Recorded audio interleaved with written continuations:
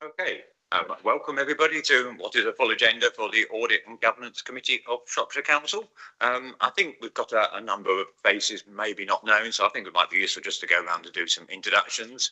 The first person, the most important person, our Section 151 Officer Duncan, so he can start. Hello, I'm David Whitfield. I'm from Monday, the interim Section 151 officer, and I'll be with you for some months. I hope to help us move towards into a new and more financially sustainable environment. Thank you for having me. I'm Katie Williams, the Internal Audit Manager. Barry Hanson, Head of Policy and Governance. Laura Tyler, Service Director for Commissioning.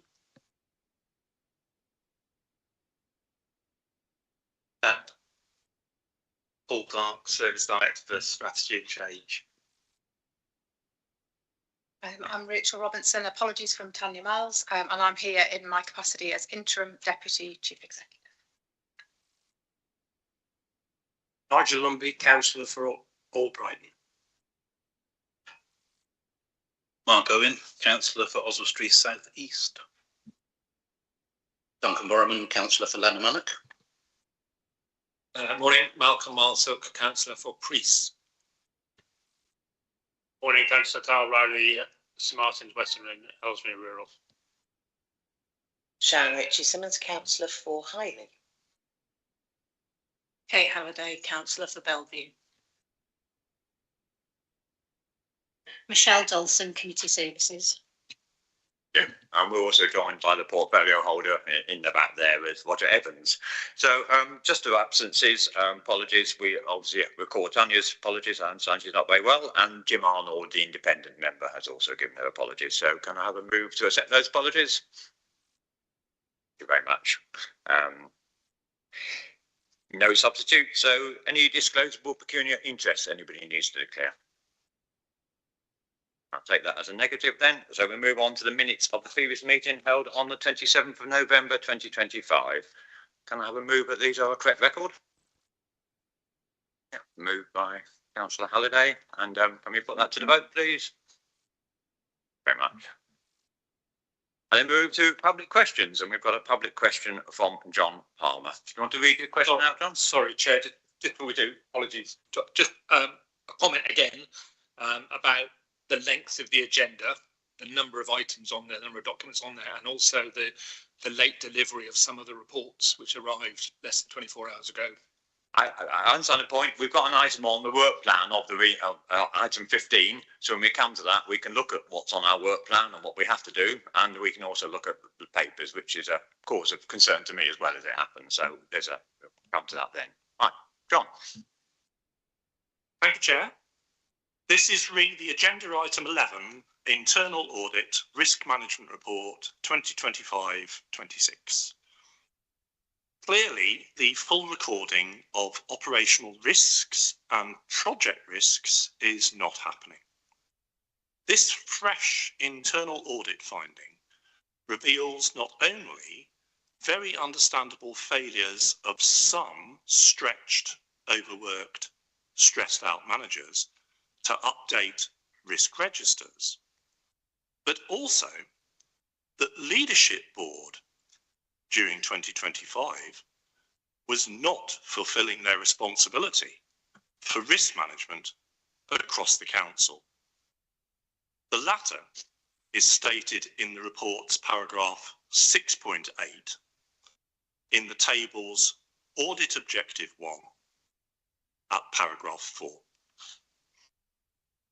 Is the Chair concerned that the internal audit assessment of limited and the details behind this judgment may have negligible resonance due to the often precarious nature of staff's full pelt 24/7 dedicated valiant attempts to preserve the highest possible standards of service delivery taking precedence? Thank you. Mr. Palmer. I've got a lot of sympathy for your last paragraph, but let me respond. So the committee notes the concerns you have raised regarding the internal audit assessment of limited for the council's risk management arrangements. I think we probably do more than note. We are working very hard. It's probably one of our prime objectives is to try to move to a situation where the council is no longer limited in its assurance. We fully recognise the pressures faced by managers and staff across the organisation, including the resource demands you refer to. However, the purpose of internal audit's work is to evaluate whether the governance framework is operating effectively, regardless of the pressures on individual services. The limited assurance rating, therefore, is not a reflection of the commitment of staff, but highlights weaknesses in the wider systems of oversight and risk management. Accurate and routine updated risk registers are essential to ensure that risks are recognised and managed and escalated where appropriate. Risk management is fundamental to the council as it underpins the successful delivery of the council's objectives and priorities. It is especially critical given the council's current financial emergency, where clear visibility on risks is needed to support decision making and prioritise essential service delivery. The committee takes the audit findings extremely seriously. We are assured that management is acting on the recommendations, but we will monitor progress closely to ensure that improvements required are delivered. Thank you. I don't think there's any more questions from members for item 5, so we move to item 6, which is being presented on the improvement plan update, and in Tanya's absence, I think Paul Clark's taking this. Thank you. Thank you, Chair, and good morning, everyone. This report provides a summary of the arrangements being put in place to ensure delivery of the improvement plan.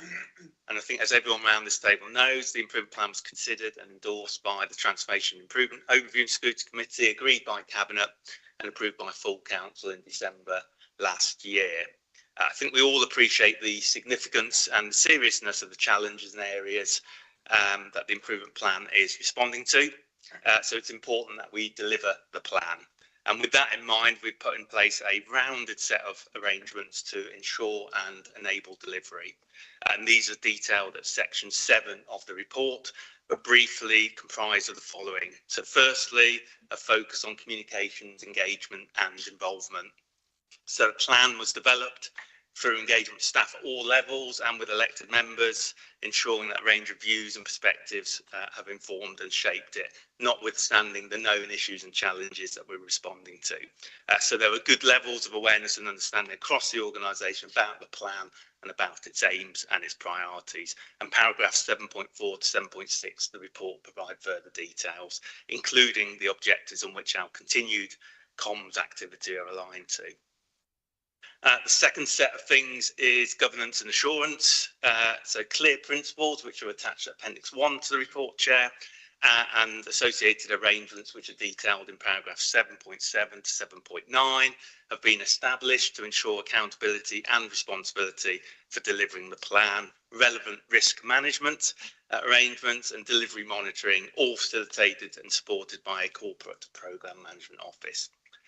Thirdly, we are making sure there is capacity to both support and enable the delivery of the plan. So that's harnessing capacity across the organisation, but ensuring that the plan's priority programmes of action are led, resourced and supported proportionately by the organisation, including that corporate programme management office, but also communications support amongst others, but also drawing on our cohort of senior managers across the organisation to help lead and support the delivery of the plan and its programmes of action.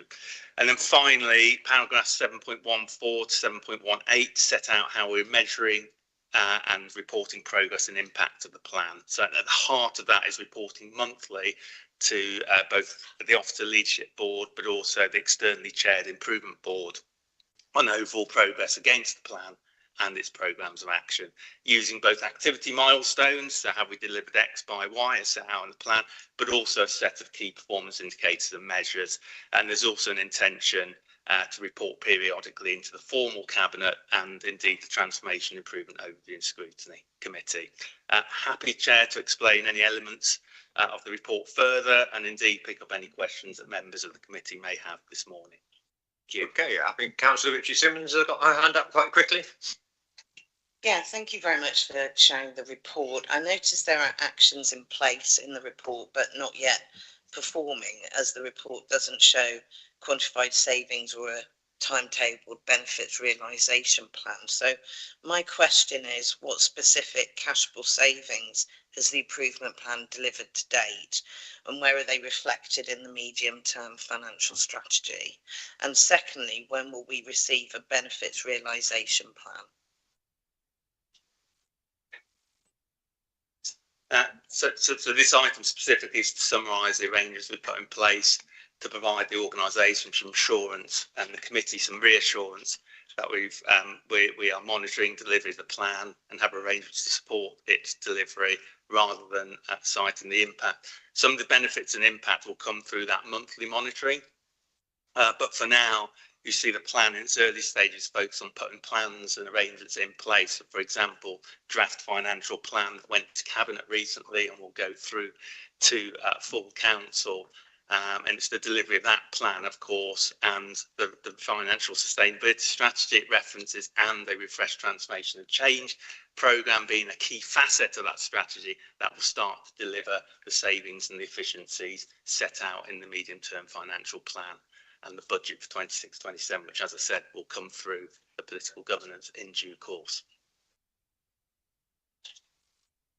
I think what would be really useful with reporting going forward is to be able to show the action, the impact and the outcome, so that it's very clear that it's tangible, that realisation of the plan activity into bottom line financial impact. Yeah, fully appreciate the point and welcome the question. That will be picked up through the monitoring arrangements and the reporting into elsewhere in the system, I think it's fair to say. The holidays. Thank you, Chair. Capacity is identified within the report, and clearly that's a big issue for the council at the moment. How will the capacity issues be managed, and how will we make sure that this is obviously this is a good action plan, but how will we know it can be delivered?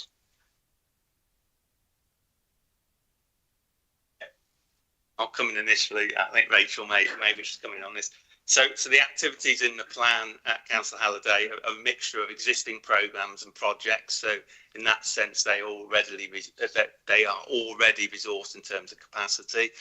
Some of the activity is stuff that we need to do in terms of business as usual. It's just given prominence and importance and prioritisation to those. So again, they will be already resourced to an extent, and then there is obviously new and emerging programmes of activity that we need to make sure the resources are in place, and that's both support from the programme management office, for example, in terms of business analysts, programme project managers to support programme project activity, but it is also drawing on the capacity of the organisation, realigning that, reprioritising some of that, utilising, as I said in my intro, the capacity that our senior leadership forum, our cohort of senior managers across the organisation can bring to bear, etc. So it's a bit of a mixed approach, multifaceted strategy, one might say. Yeah, thank you. If I could just have a follow on. Is there's some sort of mechanism in the plan that, because obviously councils face shocks and we need to make sure that we're carrying on with our day-to-day work. Is that going to be looked at as a kind of risk within the plan? It's a good question. I think one of the risks we've actually cited or recognised, and if it's not in the paper, it certainly is recognised internally, is that capacity to deliver. And one of the reasons we put in the monthly monitoring and assurance is to keep an eye on such matters. So if there is a risk of slippage against the plan that's due to capacity, that will be escalated accordingly, firstly to leadership board to be mitigated. But yeah, I think it's fair to say capacity and pace of delivery, it's there. It's risk number one actually in section 4 is, we're well aware of that. I'll move on, Councillor Miles Hook. Thank you. Talk about the monthly reporting, performance dashboard, the KPIs. Where are they? How do we see it? How do we see that? Because we can't have a clear view that things are moving on if we can't see the data and the outcomes. I think just to come back on that, just to emphasise that all of those reporting is going through the internal and external governance. So very clearly going through leadership board and cabinet, going through then to the improvement board, who will want to have oversight to make sure that we're delivering, to transformation scrutiny committee, so publicly, and then obviously through to cabinet. So there's a clear reporting cycle around this. This paper details the governance to make sure that we've got that mechanism correct, and then the actual reporting of those outcomes will be publicly shared in those forums and going through that due process.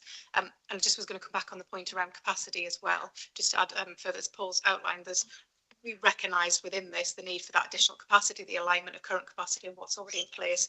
Obviously, we've been really clear that in some areas we do need additional capacity, and where we do need that, we are looking to draw that down. Obviously, we've been very clear with government around some of that need for transformation capacity, and that is internal building capacity, getting people skilled up, particularly focusing on some of that. Some of it's people, some of it might be in projects, but again, around that, a real clear assurance that we are monitoring where we do put in additional capacity, that it's aligned to the improvement plan and the people plan, because we've said that's our guiding principle, and everything will be prioritised through those, and that will be going through our new control mechanisms that are being updated and put in place, so we've got complete line of sight for what additional resources needed, those cases, and then where we do need additional resource, that's then followed through, and it's aligned to the strategic planning. So I think the other big bit around this, just to flag, is that important bit that's come through in a lot of papers and those kind of next steps, is the need to do that rigorous business and budget planning cycle.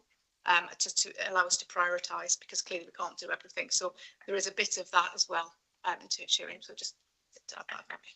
Just one comment and question for me. I mean, I think the Audit Committee welcomes this plan, because I think it's desperately what was needed, and it's a comprehensive plan. It's a huge workload. I appreciate that. I think the question I have is where are you seeking assurance from? Because in the plan there's a lot of what we call first level of assurance, i.e. from the managers, from the workers themselves given. But is there any second or third level of assurance, i.e. independent validation of insurance? Because that's what, the Audit Committee would hope for in such an important document.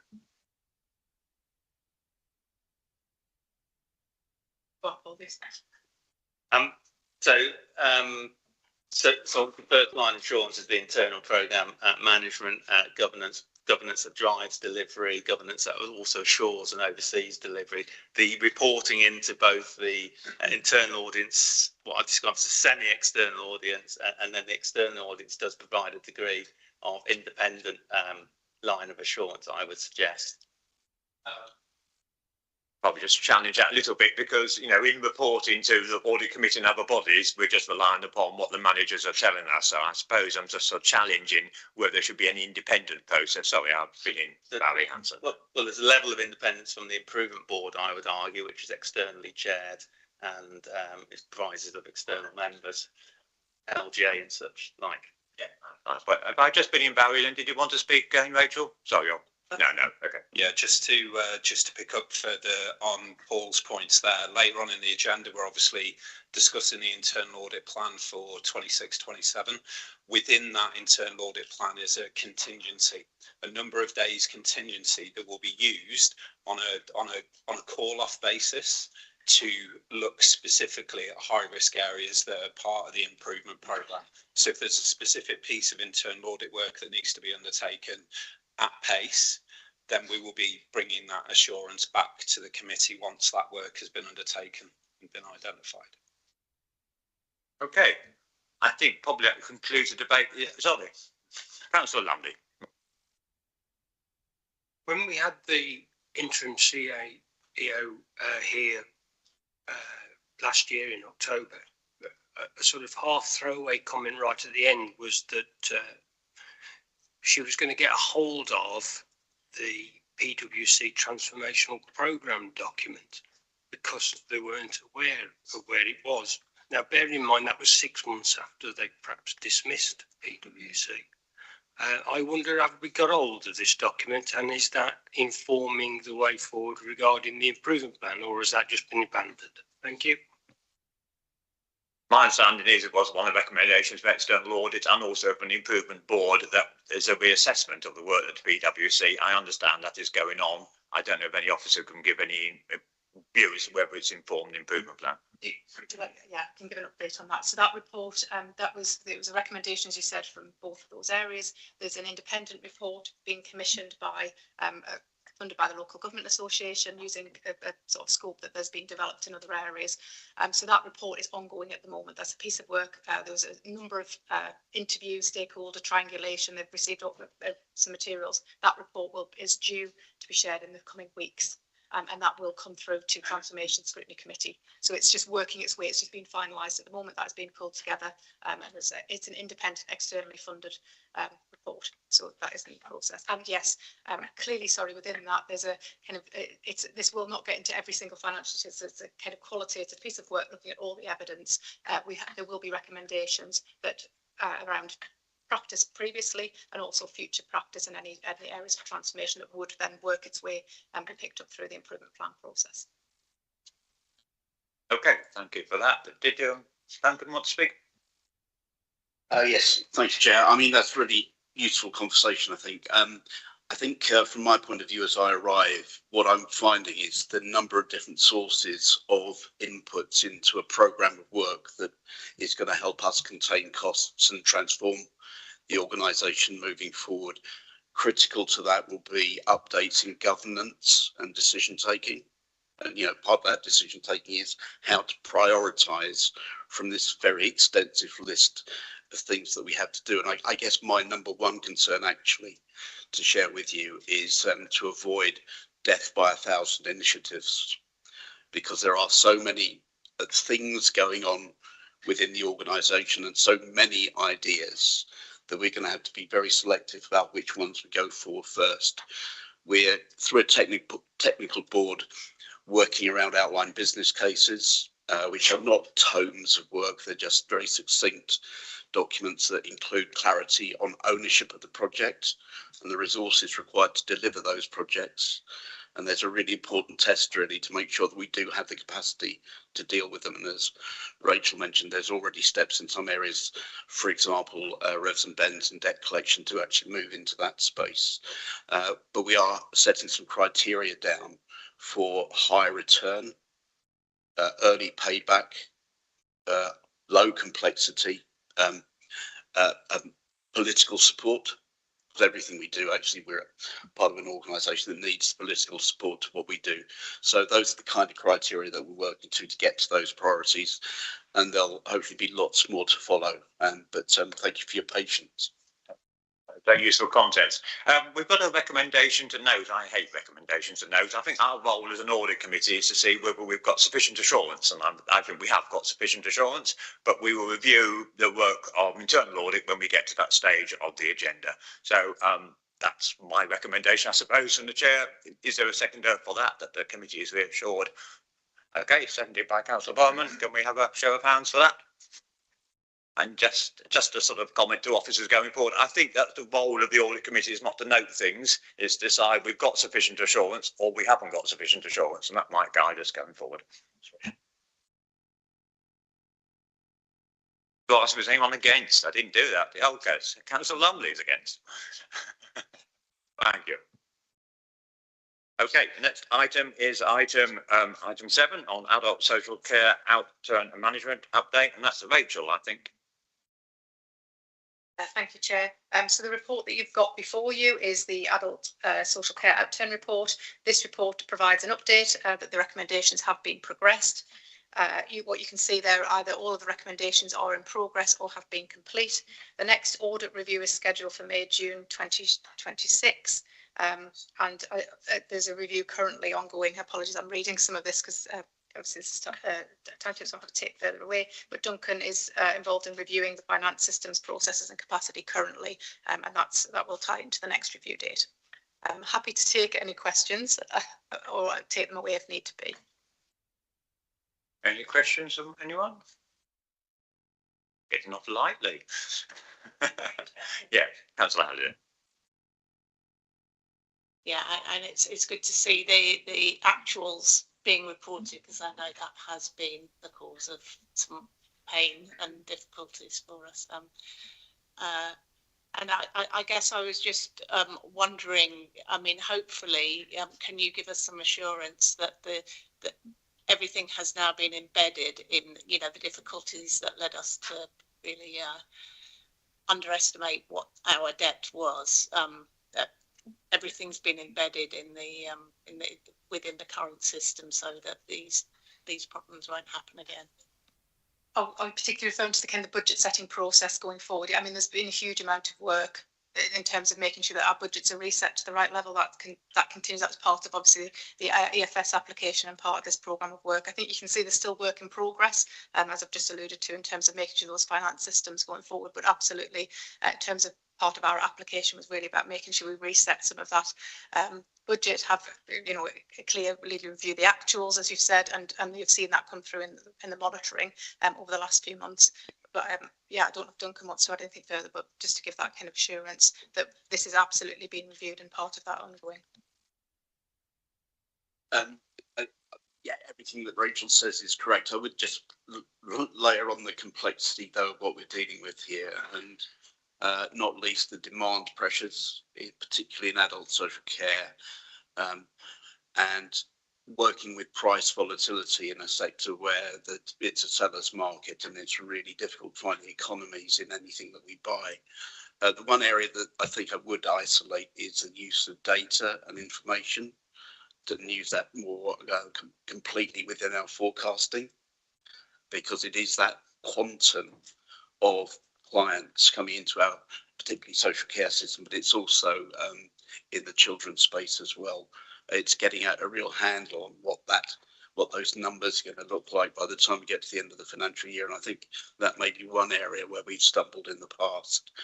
It's not easy to do because there is so much movement and capacity. Again, is an issue in an area where everybody's pedaling frantically to keep on top of the demand problems. But so it's not, we're not done yet. We're on we know what we need to do. Yeah, thank you. Just on that, so you're talking about perhaps a more sophisticated way, if possible, of forecasting demand is part of this.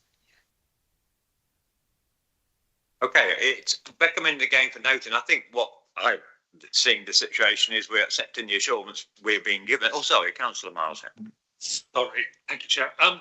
The one action which is still in progress, which was due to be completed at the end of last year, can you just do a quick commentary on where that is? This is the one about the savings, document the savings process, is that right? Am I reading the appendix correctly? Just trying to understand, it's not clear, but I think it's point number 3 in the appendix, or on the table in the appendix, which is the one which is highlighted in that amber. It says should have been finished by end of last year. Is that correct? And can you just tell me where we are on that and why we are where we are, please?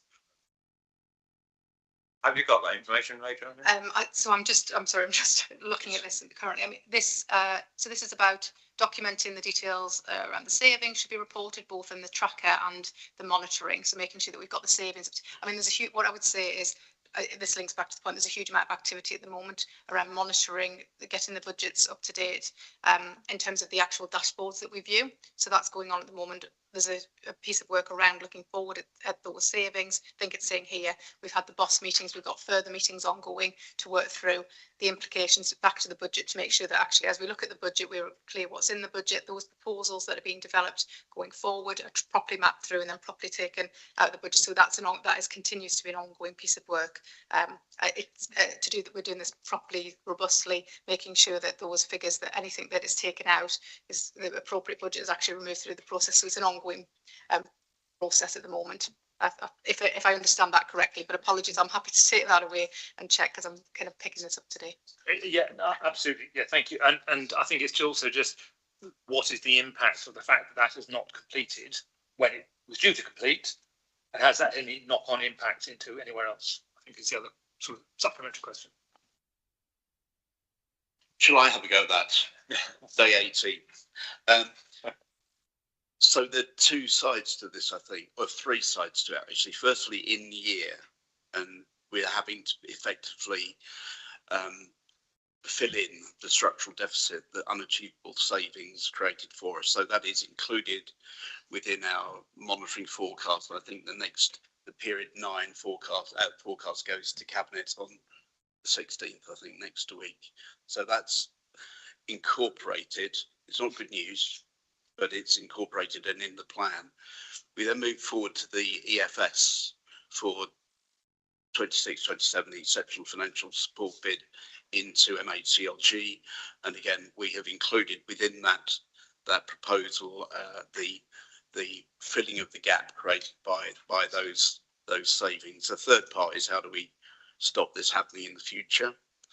And I think going back to the outline business case kind of principle, we need to be absolutely cast iron solid certain that when we put savings in the budget, we have ownership of those savings lines. I think a large amount of savings went to the budget in 25-6 against a corporate space, and we have to do more as part of the budget process. We need to start the process probably a good deal earlier, so we can get to a point where we have at least a plan on a piece of paper that says how we are going to move from where we are to where we're going to be, and learn really from lessons from the past, I suppose, about how we need to avoid that optimism bias, which I think has been described by the auditors. Councillor Lumley. Thank you. Yes, Chair, I was just going to jump in before perhaps you said the same thing as last time. I noticed that all these are here for noting, yet you are saying that we should be assured. And that's why I voted against the last one, because I don't think we have enough information as a committee to be assured. And so I won't put my name to that. So I welcome whether you're going to say noted or assured this time.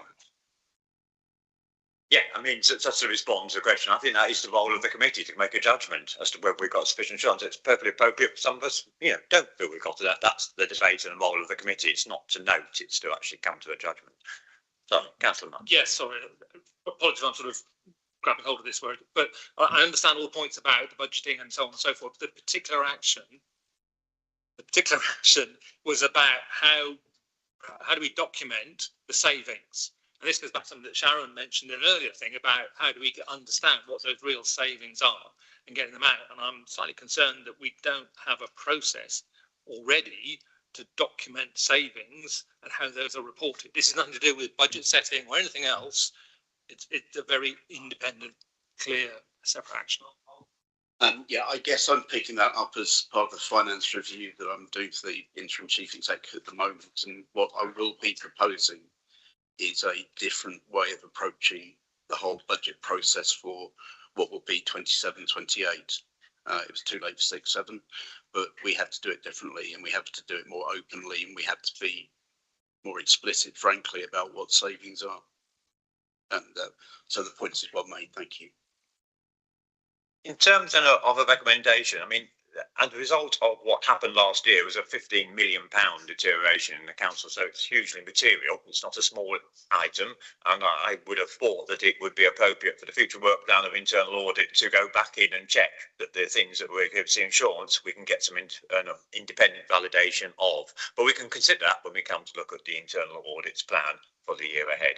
So first thing is, I think we've got assurance of what we've here as first line assurance. I think we then need to consider later on the agenda whether it's appropriate for internal audit to revisit to independently verify that the controls are now in place to prevent a recurrence. And that's what I suppose I'm setting out as a proposal, I suppose. Is there any comment on that or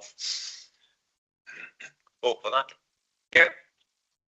I would agree with that. I think we need to be really clear what caused the £15 million overspend, and that the assurances and the plan is going to mitigate that from happening again.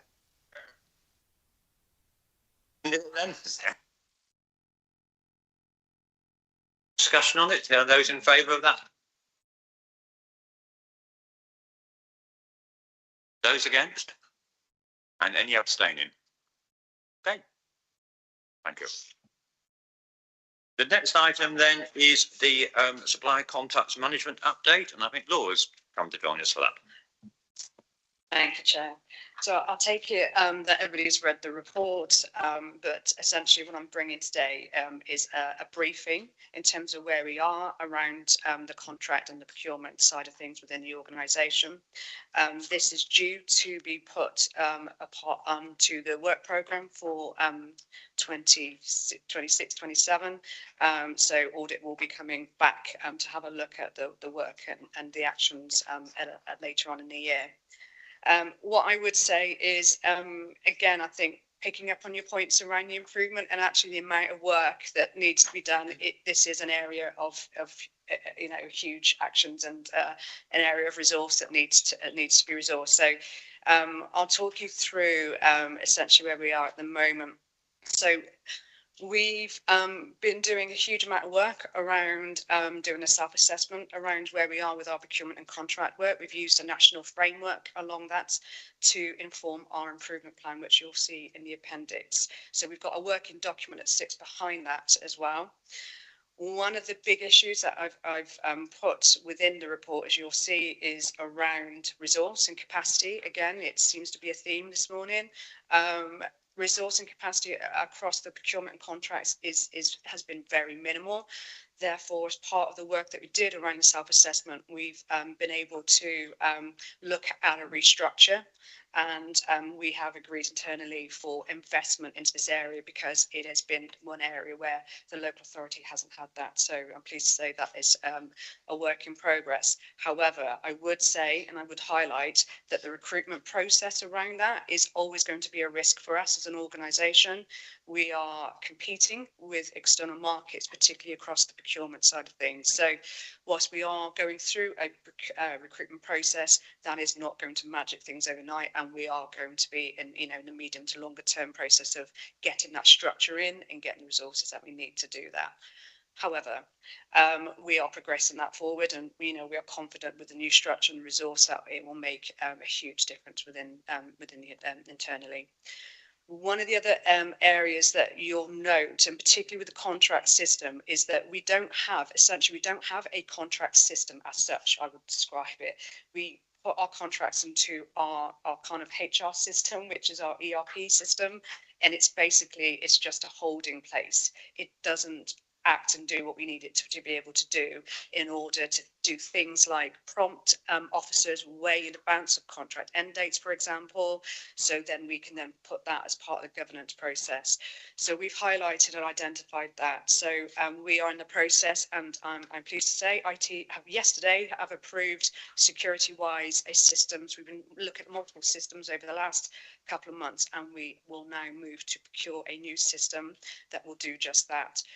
We've done a huge amount of work updating our contracts register list. That will all be implemented onto a new system, and essentially all officers, you can't pass go. You will have to take you through a process to ensure everything is on there, including a responsible contract officer, contact details, and all the information. And it will then also it will interact with our procurement process as well. So the procurement process from the word go will be on that, and then through to the contract register. So we are confident that will make a huge improvement. And what we'll need to do as part of that work is to develop policies and procedures along that. Again, even this morning, having a conversation with Duncan and Tim around our constitution and making sure that that's all aligned in terms of the contract and procedure rules. So we're reviewing all of that at the moment.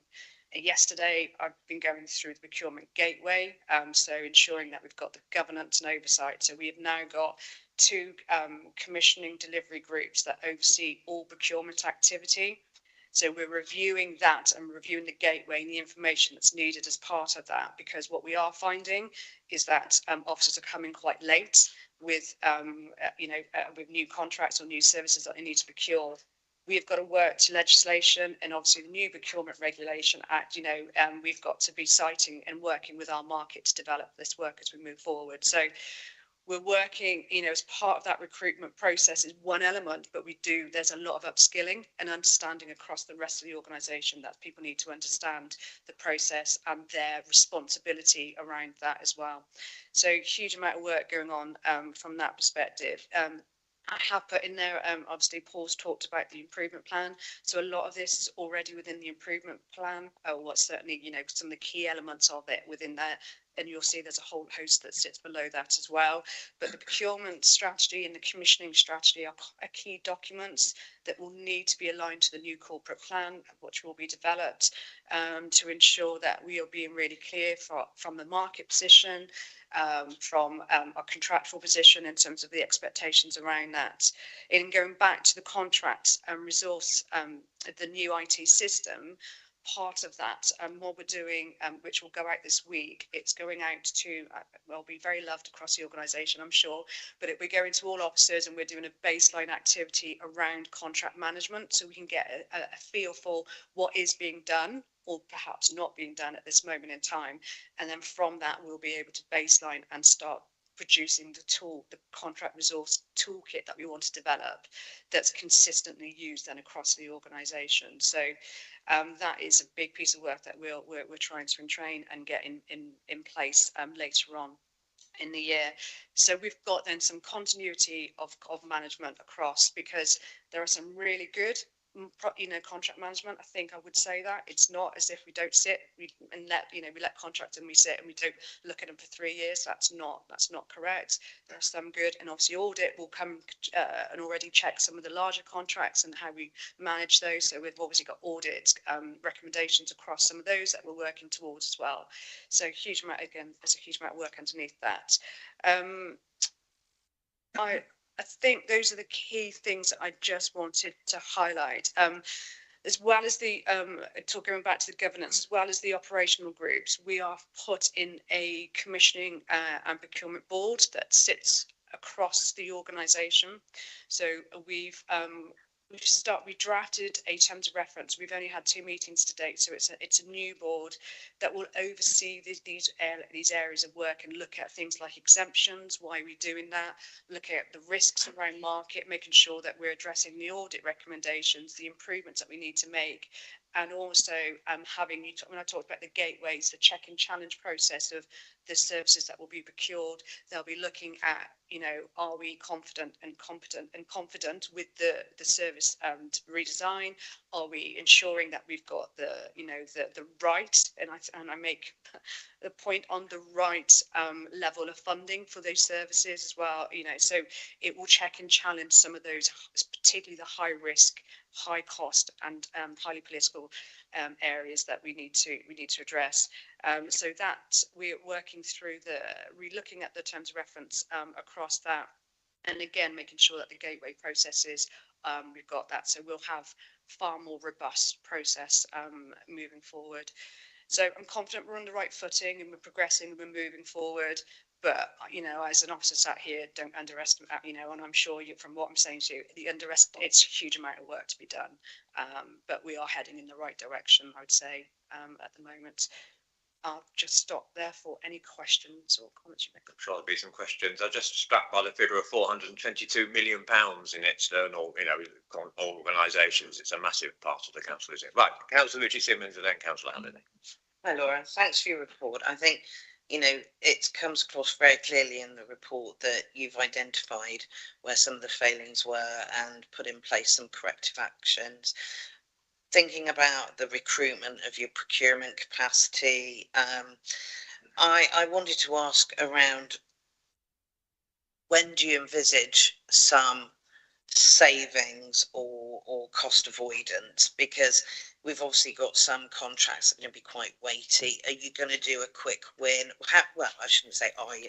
How are you going to, you know, bring something in now to help the council now, rather than just looking at process governance and all of that? Best practice, which is valid, but we need something now. What's the plan for now, Laura?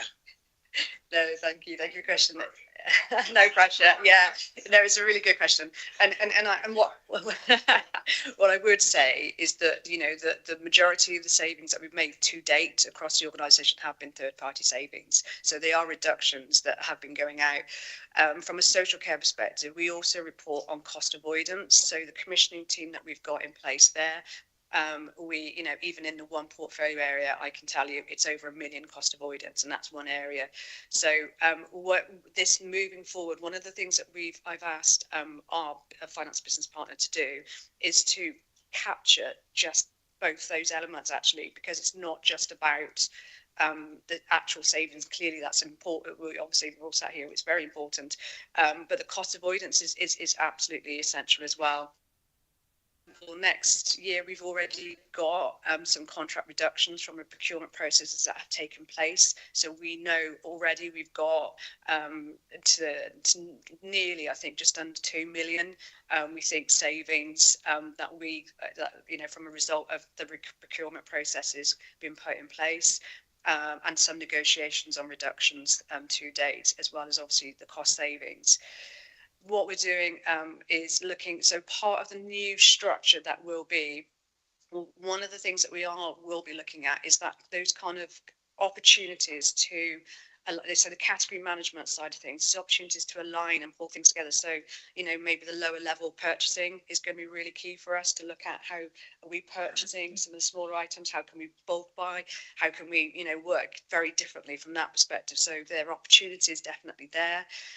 We already highlighted through the spend review board, for example, areas of focus for us, including things like transport. We've looked at translation costs and looking at software IT systems. So we're already doing those pieces of work as well. So we've got some cost savings already identified, and we know where to start looking in terms of additional areas of focus. One of the largest areas, and I think I can't remember who mentioned it earlier on, I think it might have been in relation to the adult social care paper around the market management, is really key for us. You know, and working really closely with the market and looking at how we might block, do we spot, do we amalgamate programs. So some of the contracts that we've got at the moment, for example, we've done jointly with health, or we've done jointly with Telford and Wrekin Council. So it's looking at all of those opportunities, and that has highlighted some of the savings that I just spoke about earlier. So as I said, there's still lots to do and lots to go out. Once we've got all of the contracts, we've now got a procurement timetable, so we can now start to see what's coming through and looking at where our best effort is, because some of these fundings, I mean, it's a huge amount, as Chair, you've just, you know, highlighted within the report that we spend on our third party spend. However, a high proportion of that will be grant funded, that actually we can't do anything, and it's specifically for purposes, you know, whether it's adult social care or commercial side of our organisation, public health, for example, you know. So there are things that, you know, we can't really do much, but there are still efficiencies to be made. I'm always one of those, you can always do more, you can always do more, we can always, you know, and so, but that's how we're trying to, you know, use the commissioning officers to look at those opportunities. And prioritisation of the work programme is going to be absolutely essential to that at the moment. So obviously we're looking at the new corporate programme that we'll have to look at what are the key aims and priorities, and the administration has been very clear in terms of its set out its expectations across that. But there are also those, you know, the things that we know that we can do more with as well. So we've really worked closely with the commissioning team, worked really closely with the operational and delivery side of the organisation to ensure that we're working hand in hand with them and identifying those opportunities, really. Sorry, it's a long waffled answer, I do apologise. Councillor Halliday. Yeah, thanks for your verbal report. Actually, I've learned an awful lot. I must admit, I am surprised that we haven't had an overall procurement strategy or information system in one place. So I'm actually reassured to hear that's happening, because I think there's big potential for savings in that, and also around the training as well, because yeah, I think there's a public perception, and you know, it's something I think is understandable, that councils aren't very good at keeping contractors on their toes, and so I think the training programme sounds good. So thanks for the transparency firstly about this, because there's new things in what you've been telling us. I suppose from an audit committee point of view, it'd be good to know how you decided which information platform to use, because there's obviously some really good ones and some really bad ones. When will it be starting, and have we got something in place? You know, I understand that the audits, you know, you can't start auditing it now, but is there what assurance can you give us for this interim period before the platform starts? Thank you for your question. So we've obviously we talked about the updating of the contracts register. So we've done that. So all that has been updated and uploaded to the system that we currently use, which is our ERP. So that is up to date as we know it at this time, at this moment in time. So that is up to date. We talked about the going to do that kind of benchmarking, as I said earlier. Every contract officer will be getting an email and filling out a real simple survey, really, to say, you know, what are you doing? How often are you doing this? So we can benchmark, or we can at least start seeing where we know that there are gaps. So we can straight away start to address that. So as soon as we say, actually, there isn't anything going on here, or we need to go in, we can also, it's something that we could get audit to support with, actually, as part of that, and we can do some deep dives, you know, maybe as part of the work that we'll do with audit later in the year. So that is going to be immediate, you know, in terms of once we get that back, we can then start making those challenges. And, you know, and one of the things that the leadership board are really clear about is that service directors will need to be accountable for their areas, and we'll have to take that back and be liaising with their officers to make sure that that is being delivered and seeking that assurance. So that's the first thing.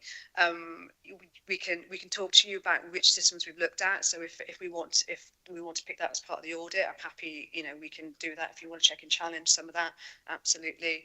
The system, once we've got it in place, it's going to be a huge amount of work to get. So part of one of the improvement actions within the improvement plan is I think we said we'd get the system in. I'm not sure what we said by March. I should know. It's in my report.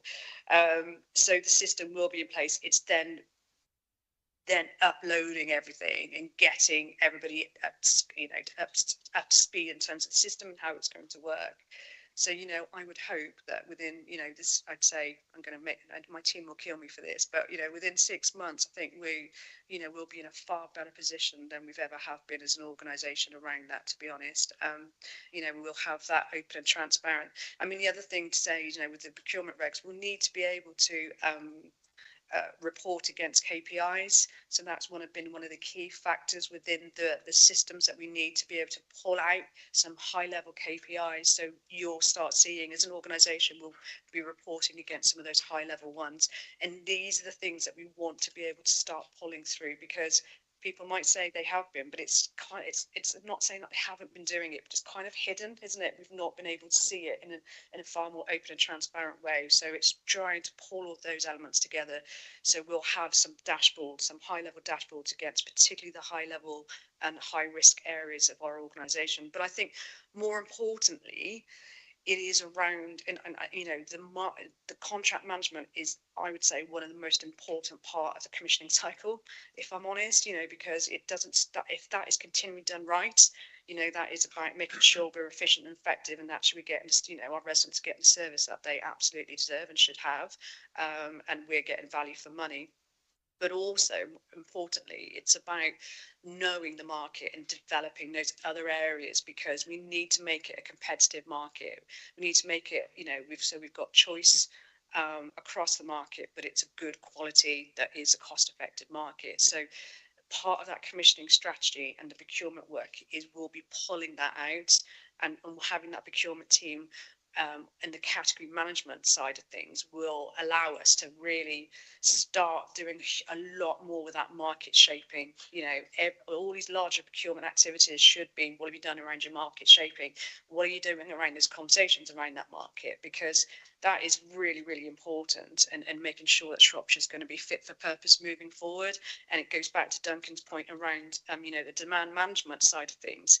You know, getting the right information, the right data, being pulled into the commissioning. This is why I challenge the commissioners when they're coming in, or anybody presenting, where's the information come from? What do we know? What do you know about your market? Are we confident that we'll be able to procure this in the way that you're describing? And really challenging, no, it's not because we've always done that. You need to be doing and thinking things very differently. So it's changing that culture and that way of thinking, which is it's quite an interesting process, but it's fascinating watching officers in the meetings challenge each other as well. Now they're doing it, so it's that slow culture change. I know we need to work at pace, but it's really important for them to be able to do that as well, and understand as an organisation what we need moving forward. Don't know if I've answered your. Yeah, I think you covered it very well. It's obviously a complex area, but yeah, I think you've helped us understand. I don't know if Councillor Quay, the leader of the council, has joined us. Do you want to say something now, or shall I go to the other members? Okay, so Councillor Lowley.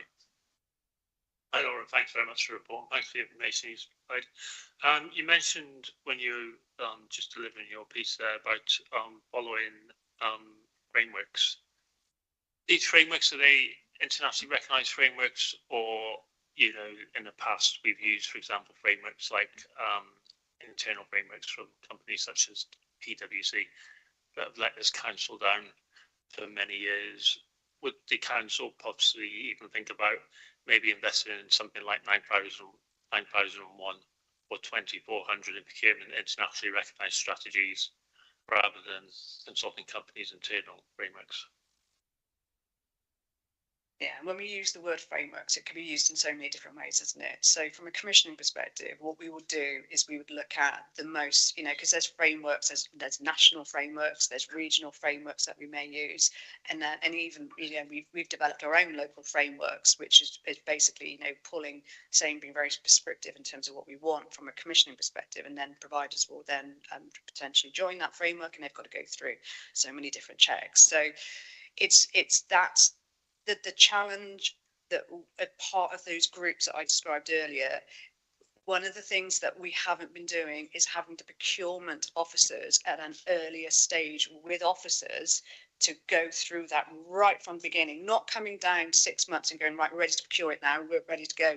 Absolutely not. It's for them to do that exactly what you're describing, is to go through and say, what have we looked at?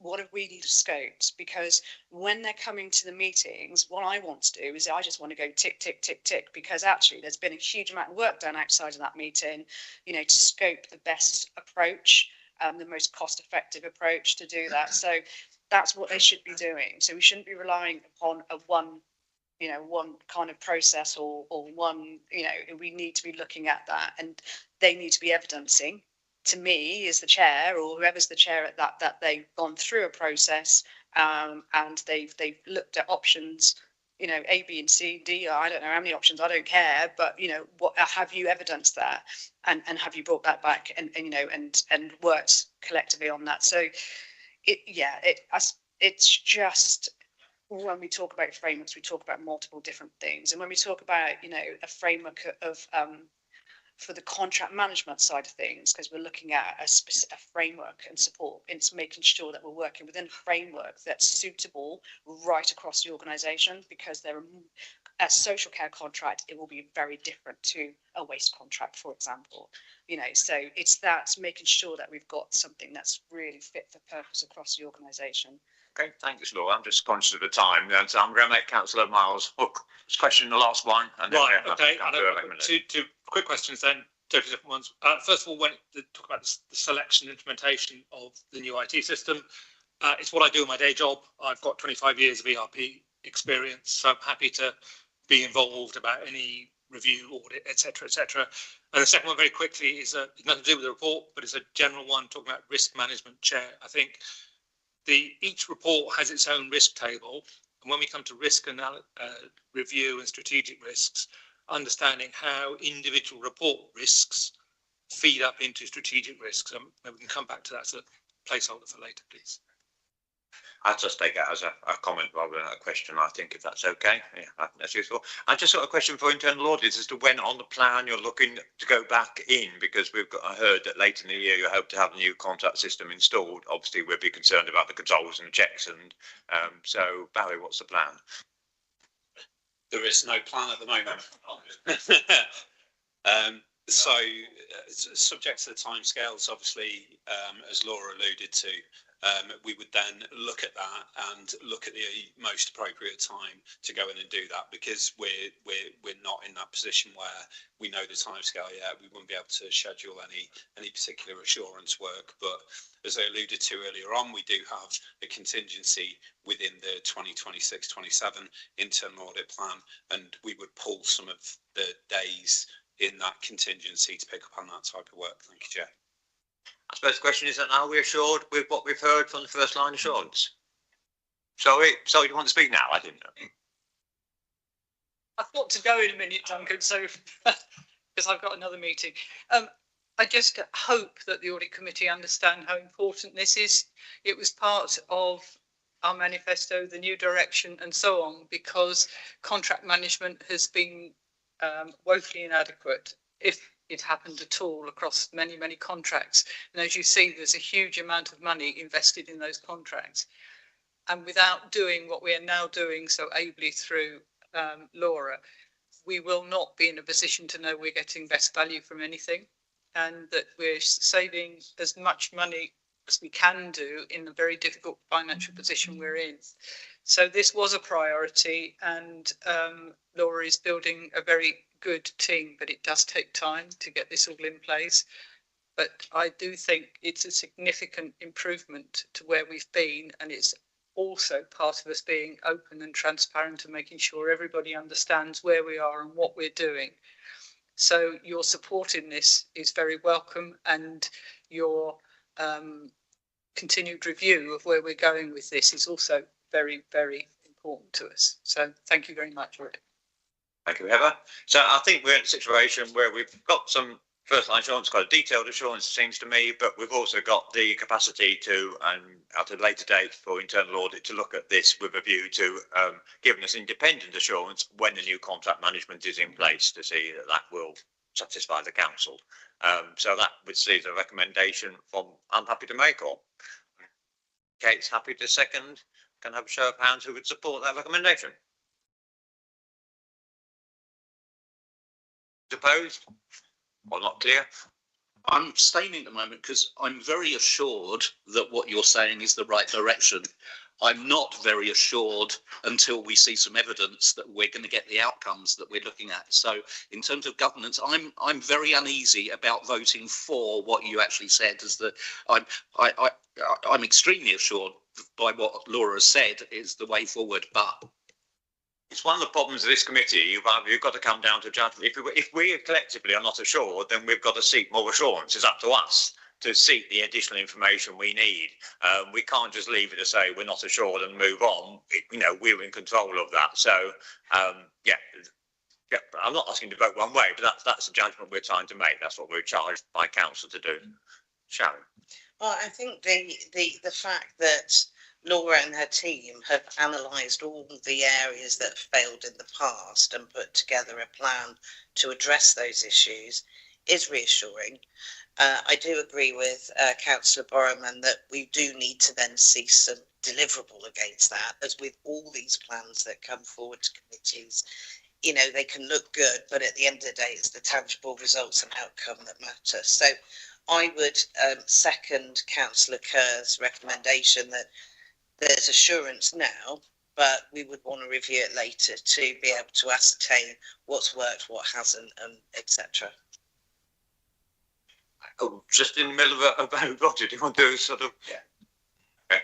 Thank you, Jim. I wasn't going to come in here, but I can assure this committee, I suppose, is that Laura is in my portfolio. The cabinet, the leader, directors, everybody knows how important this is. And I talked with Laura this morning about a project that I want her involved in, but we do need to sort this out, and there is pressure from the top and support everywhere about taking this on. So I can add that assurance to you. Good to hear. Nigel, Councillor Lumley.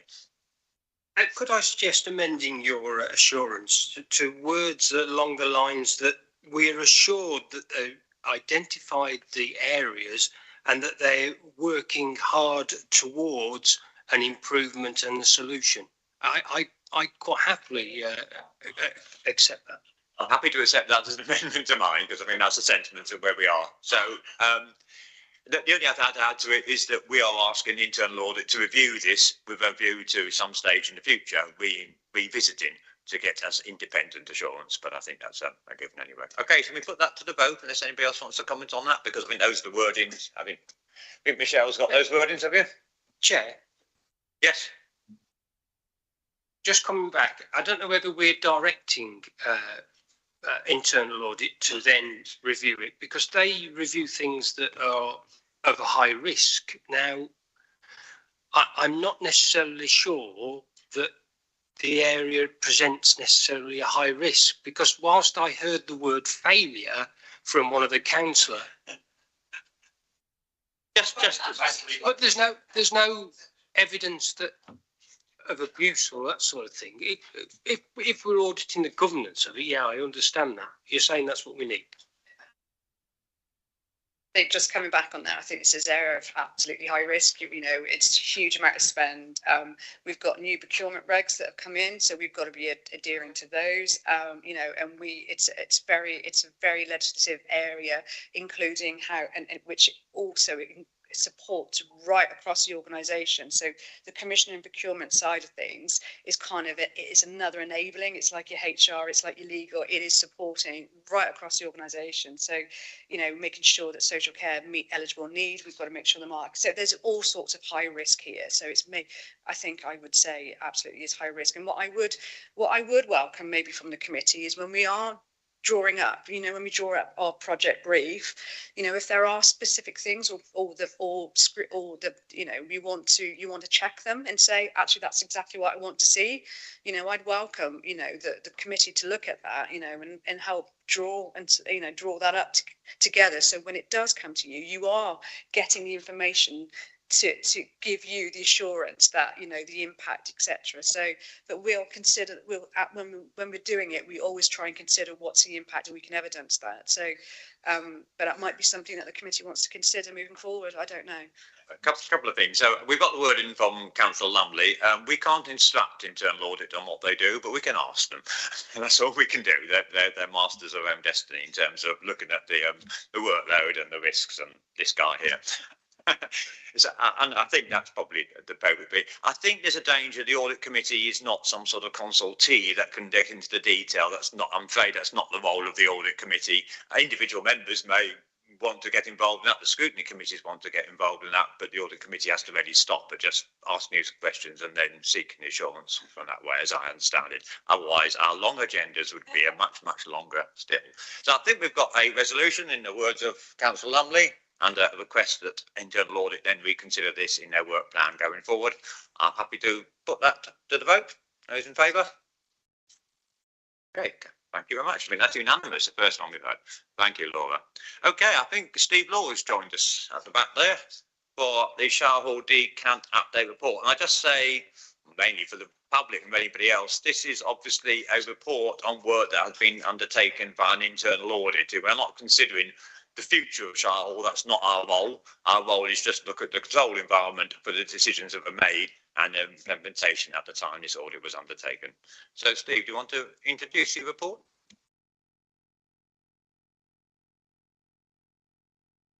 Yeah, thank you, Chair. So, I'm Steve Law, Head of Property and Development, Senior Responsible Officer for the decant and disposal project that is ongoing in respect of the Guildhall site. As the chair set out, there's two internal audits that took place in relation to this process. One was in June 2025, and that gave a reasonable assurance. And then there was a return audit in October 2025, which gave a limited status. So hence, the return audit in October 2025 identified three significant recommendations, and that's why obviously it became on the agenda for this committee, and the request was to come back and update accordingly.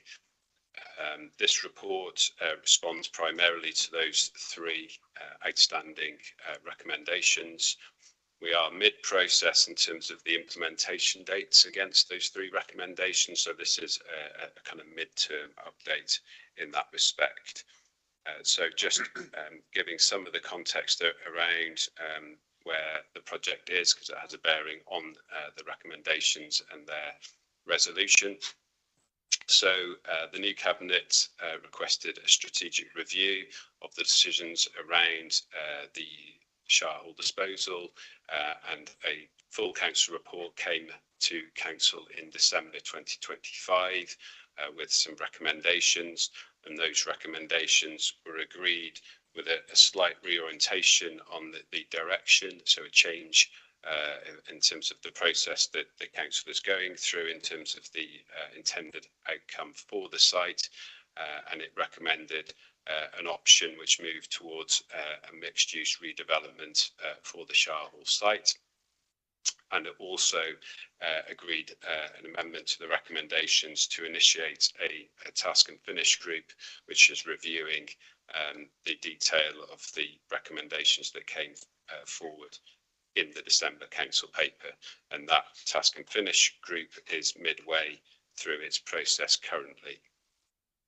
So that's some context. In terms of the 3 recommendations which were put forward as needed, as significant in the re-audit, the first one relates to service agreements and contracts with parties in terms of the work supporting the disposal of the Shire Hall site.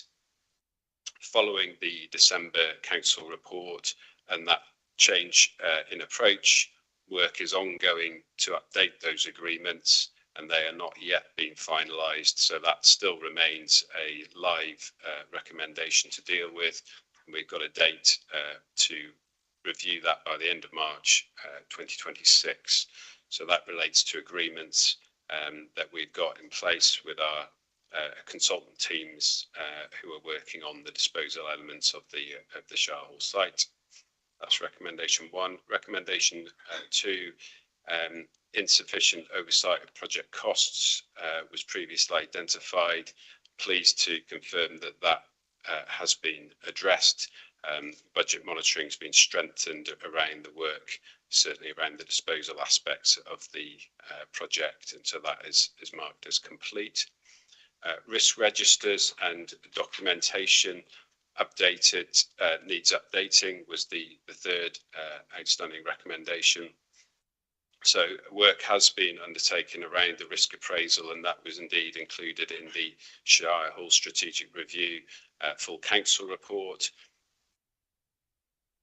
Following the decisions which were taken in that council meeting, the full suite of documents is being updated and will be concluded by the end of March 2026. Obviously, risk appraisals are a live process as we go through, as the mitigation takes place in relation to the risk identified. So there will be an important update, obviously, in March 2026, as those documents are fully updated in terms of the direction of travel. So that concludes the updates around the 3 significant recommendations from the previous audit review. Thank you very much. Any questions for Mr. Law? Yes, sir. Sorry to be the regular question asker. Which specific project documents are still outstanding is my first part of the question, and until they are signed off, what cost or timetable risk remains unqualified? So the main contracts around the appointments, we've got the consultant team supporting the work. Those are the ones which we are currently just reconsidering in the context of the revised decision. So we had those agreements in place, but they weren't finalised and signed at the point in time where the new cabinet asked for that review. So the risk is low in terms of the sums that were agreed in the financials around those contracts. Obviously, we are in the process of just renegotiating some elements of those to reflect the change in scope, but the risk remains low that they will exceed, and that relates to the nature of the change of the scheme, which isn't massively significant in terms of the work and the outputs that are required from that process. Any other questions? Oh, okay.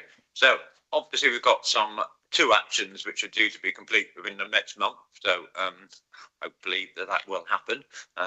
Particularly service agreements, it seems to me, is one which, yeah, it's a fairly fundamental one that we'd want to see in place going forward.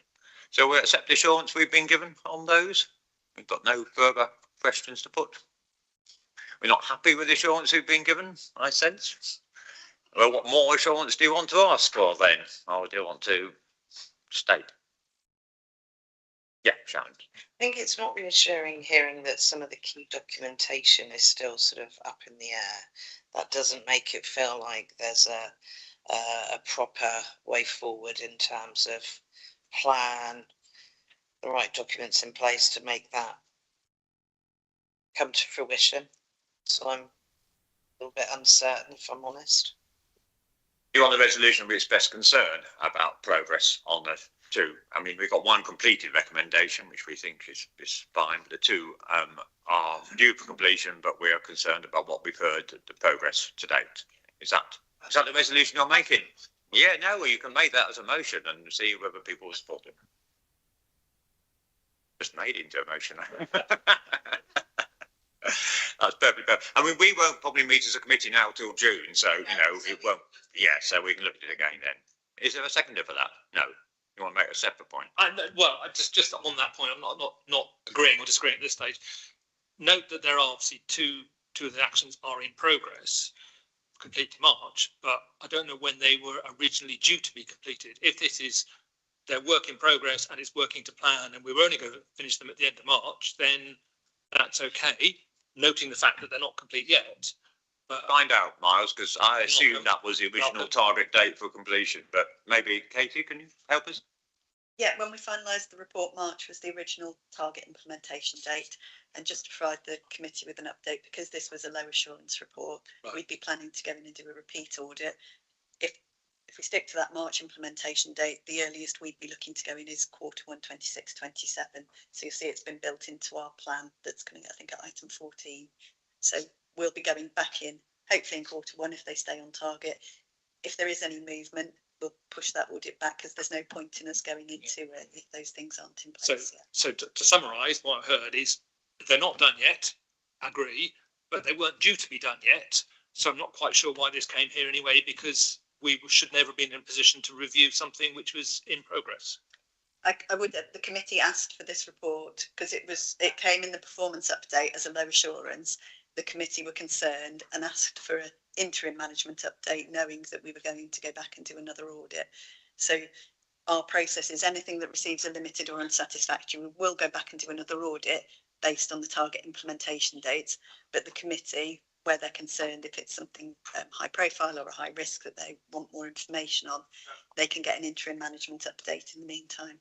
I see we're testing the progress. You know, yes, it hasn't been completed yet, but we'd expect certain things to have been done by now if it was to be completed on time frame. And I think your resolution motion says we have some concerns. But you know, we will find out on March whether those, you know, whether it can be met. And I think that's probably an appropriate place to be. Any other comments on it, or shall we put Shannon's motion to the vote? No. Carl. Thanks. I just want to say possibly that the current task and finish group probably isn't helping those concerns either. So going forward, is that possibly? I don't think that's relevant. We're just looking at what the situation was. Yeah, it is. I know. I'm trying to stay out of that because we're not here to talk about the what. You know, that's not our role. We're just to talk about the how.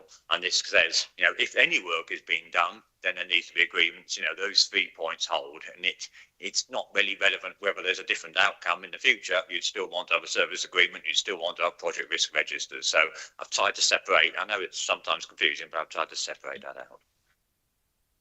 Yes, Councillor. Thank you, Chair. I don't have the same concern because we are looking for an end of March resolution, and until that is missed, I don't see why we should be voting for a concern. If it doesn't get to March, then yeah, by all means. But if it's going ahead and everything seems to be on track, then we should be applauding that and looking forward to the completion. suppose the question in people's mind is it on track? Is it? And then that's a difficult judgment because we've only heard the words in the reports, and that's really what the audit committee. But that's perfectly appropriate to say. We haven't got to March, so we shouldn't be making this view.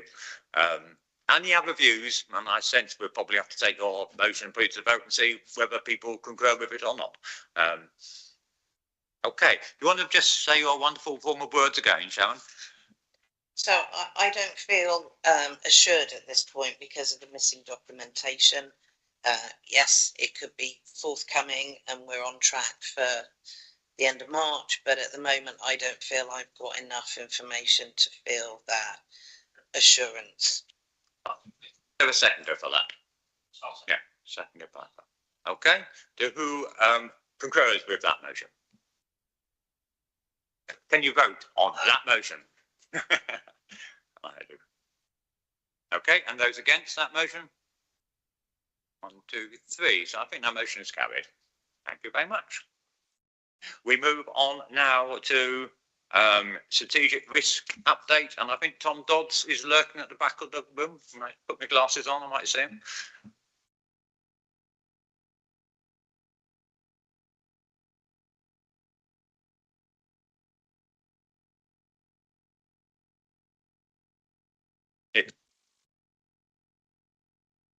Tom, welcome along, and can you present your report? Thank you. Yeah, I'm not going to spend a massive amount of time introducing the report because this is one that you get regularly a couple of times a year. I guess the key points just to really highlight again on this is the purpose of the report is to provide almost you a gateway to seeing where we are with the strategic risks and what we're reviewing and seeing coming through from them. It's an opportunity for you as a committee to pick particular ones if you want to have a look at them and draw them out or ask questions about them more specifically, possibly at another meeting when you get the right officers who are responsible for those risk areas to attend and provide that detail. I think sort of highlights running through the report, all of the risks in there are scoring high on the ratings. And that continues previous periods of monitoring over the last year. I think when you look at some of the risks which are in there, and given where we are, and we all know where we are as an organisation in our financial position, and also the views which have been shared around governance, we're already probably at the point of what those risks are identifying occurring as well. Equally, just to highlight that in December, when we worked with the leadership board on this, they archived 2 of the risks which were in the original list we were looking at earlier in the year, because those have been moved through. They're set out in the report. And I think probably worth it links into your next item, which is on the internal audit of risk management. But there are the strategic risks will be part of the work which needs to take place, looking at the opportunity risk strategy, but also making sure that we are making sure the opportunity risk strategy and the strategic risks link up to the new corporate plan when that's developed. And I think importantly this year, and in light of what I've just sort of highlighted around the strategic risk, the improvement plan as well. So yeah, that's just a quick walk through. Admirably brief, Tom. Many questions. Oh, quite a few. Duncan and then Miles. Comment rather than a question.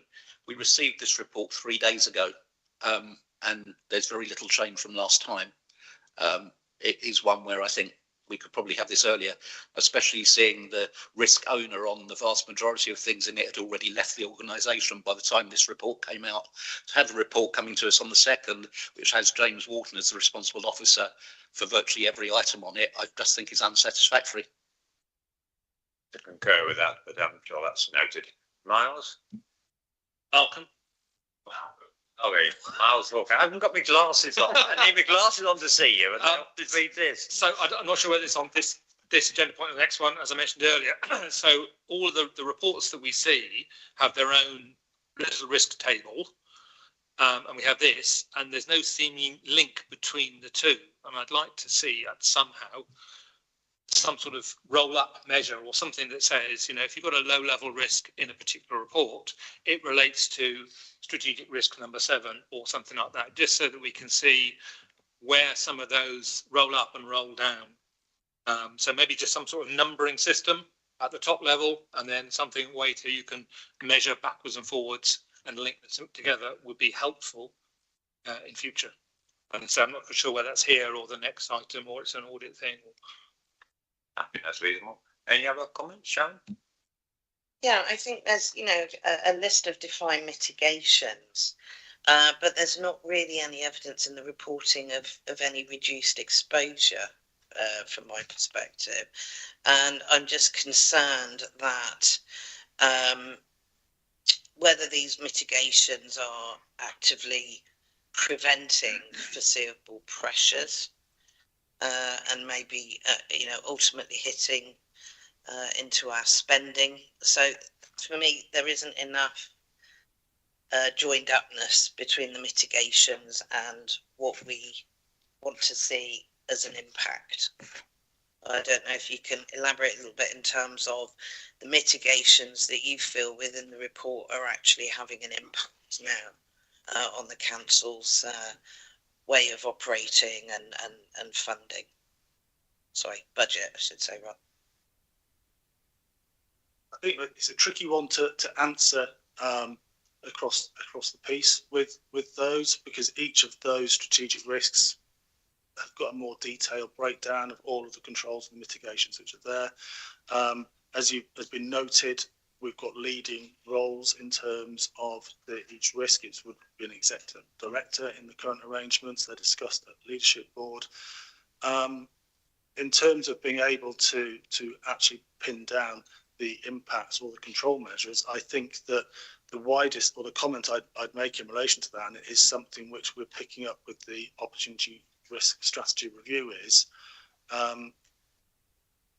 we base our scoring on the risks on impact and likelihood on a 5x5 scoring.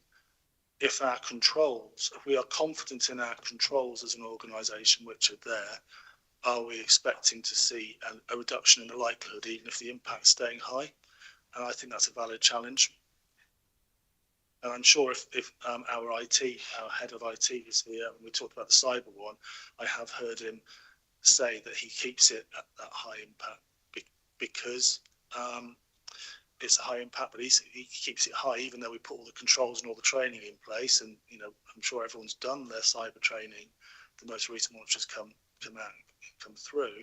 Even when we've got that in place, he still feels that that risk is high. So, but it is that control. I think there is something in that risk appetite in the organisation, which is why we see that staying high.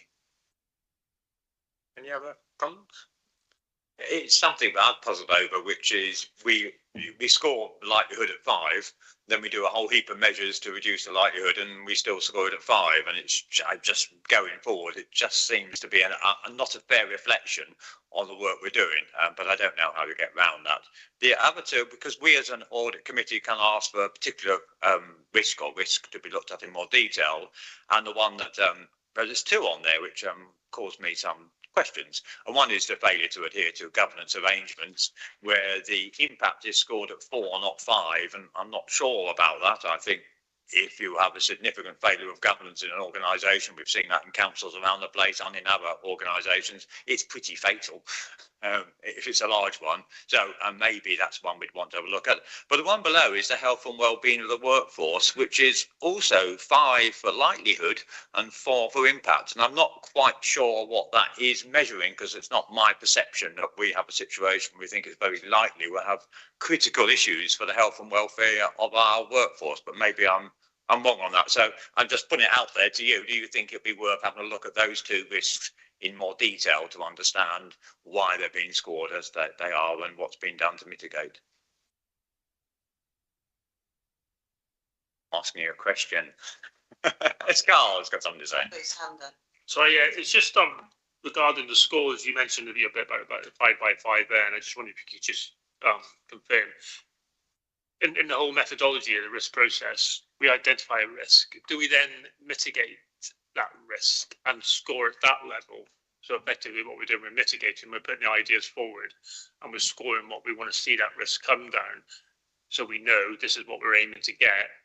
Then we have the risk treatment goes in place, and then we reassess to see if we've actually made that score. So the scoring is based on where we are now in our current position. We set out as a council, and this is the same in the operational risks. We set out the controls or the additional controls we're putting in place, and then we also will be saying where we think it should go to in terms of the levels. We should be, certainly with the operational risk, you are looking to see a reduction in that risk by those controls being there, and you're targeting that being the case. So the scoring, the 5x5 scoring you see there is based on where we are now. If you're having the impact you expect to see, you would be targeting that to come down in that respect. I think that the reality is with some of these strategic risks, the risk appetite around that is that they're still seen as needing to be at that 5x5, in that 5x5, 4x5 scoring. They're still in that high risk category. We're not seeing that reduction occurring at the moment, but it is, as I say, looking at the risk appetite is something which will be addressed in the opportunity risk strategy, which is what's going to be revised into the summer. Sharon. I think the issue is that, if you've identified risks and then you create mitigations for them, if those mitigations don't alter the risk score, then it makes it very difficult for an audit committee to be able to ascertain whether what's in place is realistic and going to have the impact that we want. So for me, looking at reports, as they come out over time, you expect that we've mitigated the risks. We've lowered the risk potential. So I think for me, that makes it quite difficult, I think, to evaluate the effectiveness of the mitigations if the score doesn't particularly alter over time. Are we asking in future to have a mitigated score, a raw score and mitigated score, and then a mitigated score? I think so, because obviously certain department heads are going to feature certain things as priority and always want to have it at 5. But if you're wanting to check that due diligence, governance, effectiveness is taking place, then you need to see some kind of change in the dial from those mitigations being put in place. That's my view. Recommendation. Did you want to say something, Malcolm?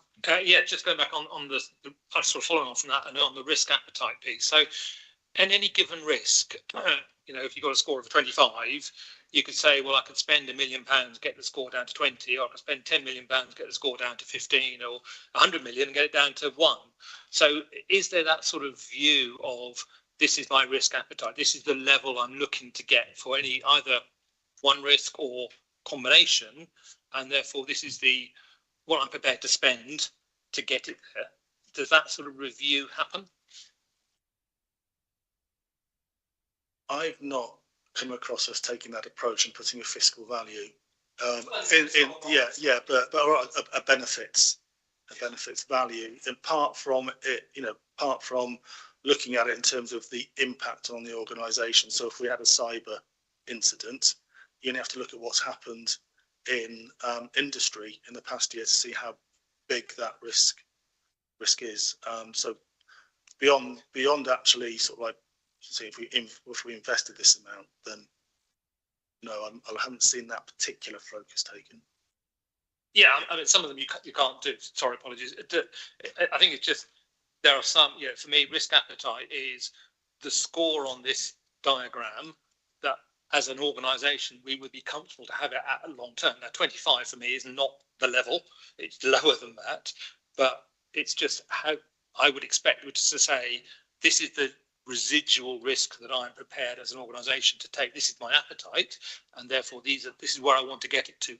To that point, to a score of 15, not to a score of 5. Because you see what I mean? That's where I'm coming from.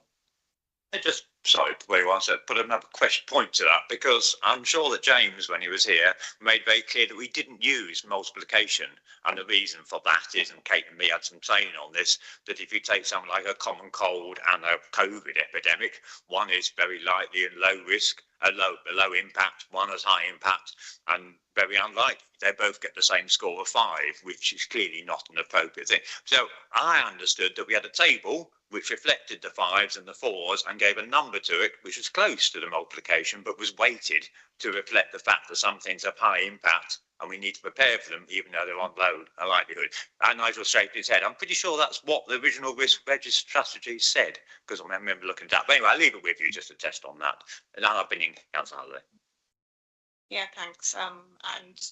Obviously nobody wants to see this sea of red, but I think, again, it's about transparency and highlighting the situation that we're in, and we need to do that. I wonder whether part of the confusion is that we're left with these risks, and there's not a clear link into, is this somewhere where we just kind of put our worries, or is this and then that's it, we'll do this and that?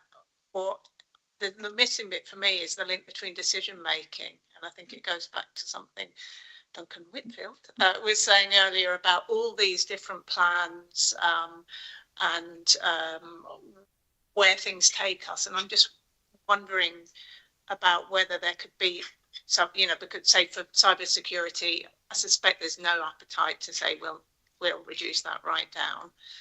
But some of these other things, we really, like ability to balance our budgets is very important. And I think, is there something about, is it just a sort of dumping ground for our concerns, or what happens after this and the decision-making process? Maybe I'll bring Duncan in to talk about that and approach the risk gently. Thank you, Chair. Yeah, day 18. So what do I know? I think I'm seeing this in the context of the annual governance statement, which needs to be prepared quite soon for, what will it be? Will it be for 25/6 or 26/7? What is it confused? 25/6, isn't it?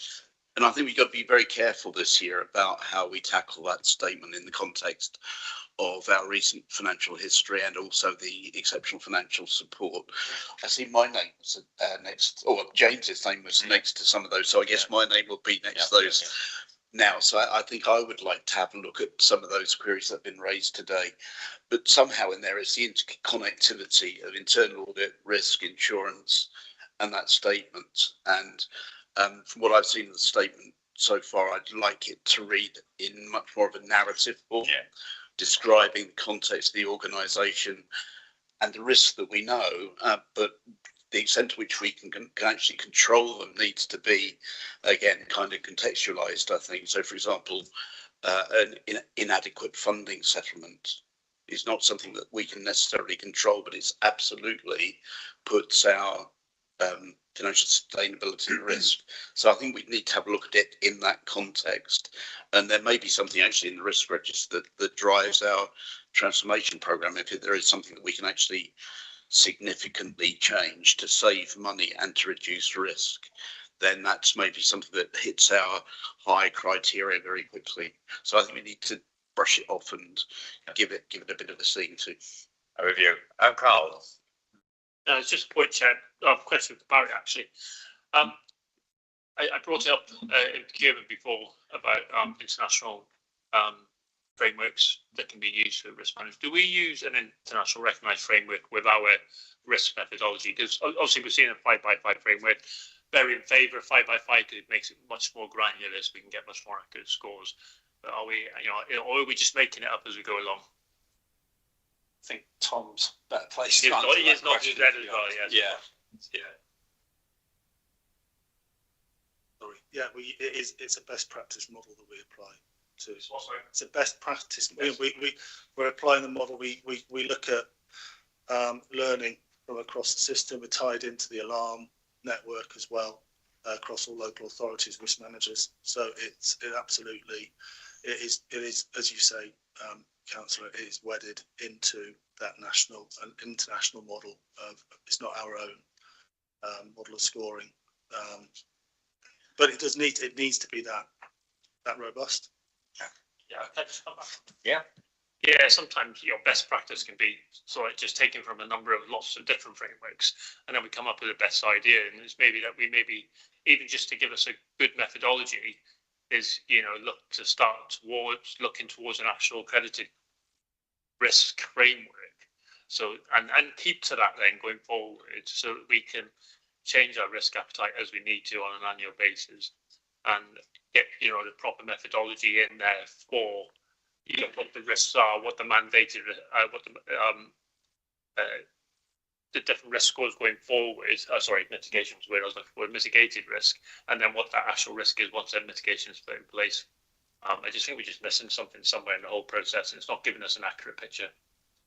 Just to try and move forward, because I think Duncan said to us there's obviously work going on to review all this. It will come back to us at our June meeting anyway, so maybe we wait till see what comes out of that reviewing and then take a view at that point would seem to be an appropriate thing to do. I think we all made very valid points, and I'm sure they've been heard by both Tom and Duncan, and we'll leave them to take those away and come back to us.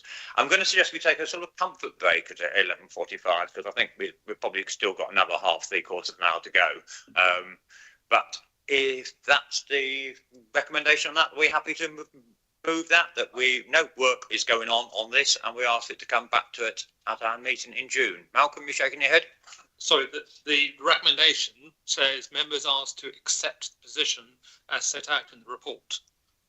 I will not accept the position as set out. I'm not asking to approve that. I am asking to say that we have noted from what we've been told that there is a review undertaken of our approach to risk and how we capture that risk. The number of issues have been raised by the audit committee, and we will review these in our next meeting in June to see how well they've been embedded in the new arrangements. That's my recommendation to you. If that's the case, then fine, but I'm not accepting the position. I'm not. That's why I'm not making that proposal. Sorry, Duncan. I did wave my hand around a bit. You obviously didn't see it. I'd like to go further on that and have how it's reported to us, because I've just looked along. Everyone's just looking at a grid of red in front of them. I welcome Duncan W's comment about having some narrative, because to me, a whole sea of red in front of me, you may as well just give me one paragraph that just says it's all red and all bad. I want a little bit more behind this. I know we get lots of other reports, but I want a bit more in this report to tell me how bad we've had the thing about cybersecurity. Right, well, give us a short sentence. We've been told that at every meeting. Give me a sentence that says that, so that I can understand how important one red is compared to another red, because it's pretty meaningless as it is to me like this. Okay, I think that's understood and accepted. Sharon, last word. Can I just throw something in there? If you're going to look at the reporting, it'd be good to understand where it's moved from as well, so that we're not having to get the report to and compare them, but you can see it's moved from red to amber, amber to green, or whatever. War scores and mitigated scores are vital to us, we say, in future report. I think all those points have been accepted. We need to reiterate them. I think that's well understood. I'm getting nods from the officers. So if we can move on that basis, what I read out earlier and I've forgotten, but Michelle's no doubt captured it or can get it on the recording. I can summarise it. That the audit committee have expressed a number of concerns over how we are dealing with risk at the moment. They have been made known to the officers who are undertaking a review, as we've heard from the 151 officer, on their approach to risk.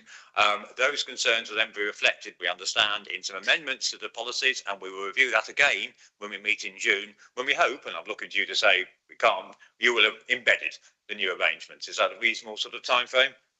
Yes. Oh, you'll be well on the way to embedding them if you haven't quite got there. So I think after the break, when we look at the internal audit risk and look at the action plan, I think we are aiming to try and get stuff back by June around the opportunity risk strategy. So, is that okay, Malcolm? Okay. I didn't hear the words and how that's reported to committee, because I think. Oh no, okay, and how that is reported to committee, by all means add that in, because I might agree fully with you, Duncan. We can't really do much with these bots. It's a bit complicated because we are not actually managing these risks. We are just looking at those who are managing these risks to see whether they've got the right information. But we need that information to do that job effectively anyway. Okay, can we have a vote on that then, please? All those in favour? Okay, I think that's unanimous. And with that, we'll have, I think, a 10-minute comfort break, and we'll reconvene, shall we say, at 12 o'clock? Being very kind, yeah. Back at 12? 12 o'clock, yeah. Okay.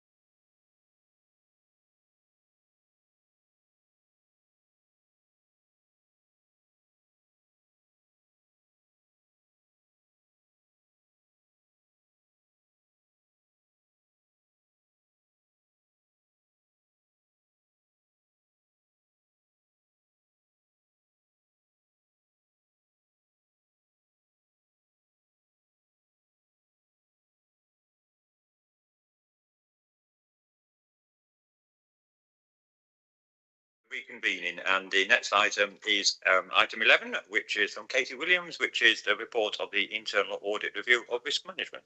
No, we've just done that one, haven't we? Item 12 is a treasury management strategy. No, it is 11. It is 11. Sorry, not very good having a break, is it? Sorry, my apologies, Katie. Thank you, Chair. Risk management is fundamental to how the Council delivers its priorities and maintains effective governance, and it supports informed decision making, helping the organisation anticipate and respond to uncertainty, and it underpins the annual governance statement, as Duncan alluded to earlier. For this committee, risk management is a key mechanism through which you as members will gain assurance over the effectiveness of the governance and internal controls and accountability within the Council. And the committee's terms of reference require it to review annually the adequacy of the Council's risk management arrangements and to satisfy itself that risks are being identified, managed and reported in a way that supports good governance and transparency. And the key way in which we do that is internal audit perform an audit every year of risk management and bring this separate report to you to identify it to help you fulfil your terms of reference. The report sets out the findings of the 25-26 review of risk management framework, covering the identification, monitoring and reporting of operational, strategic and project risks. While core elements of the framework are in place, the overall level of assurance has been assessed as limited, reflecting weaknesses in compliance with key controls and in the consistency of risk reporting.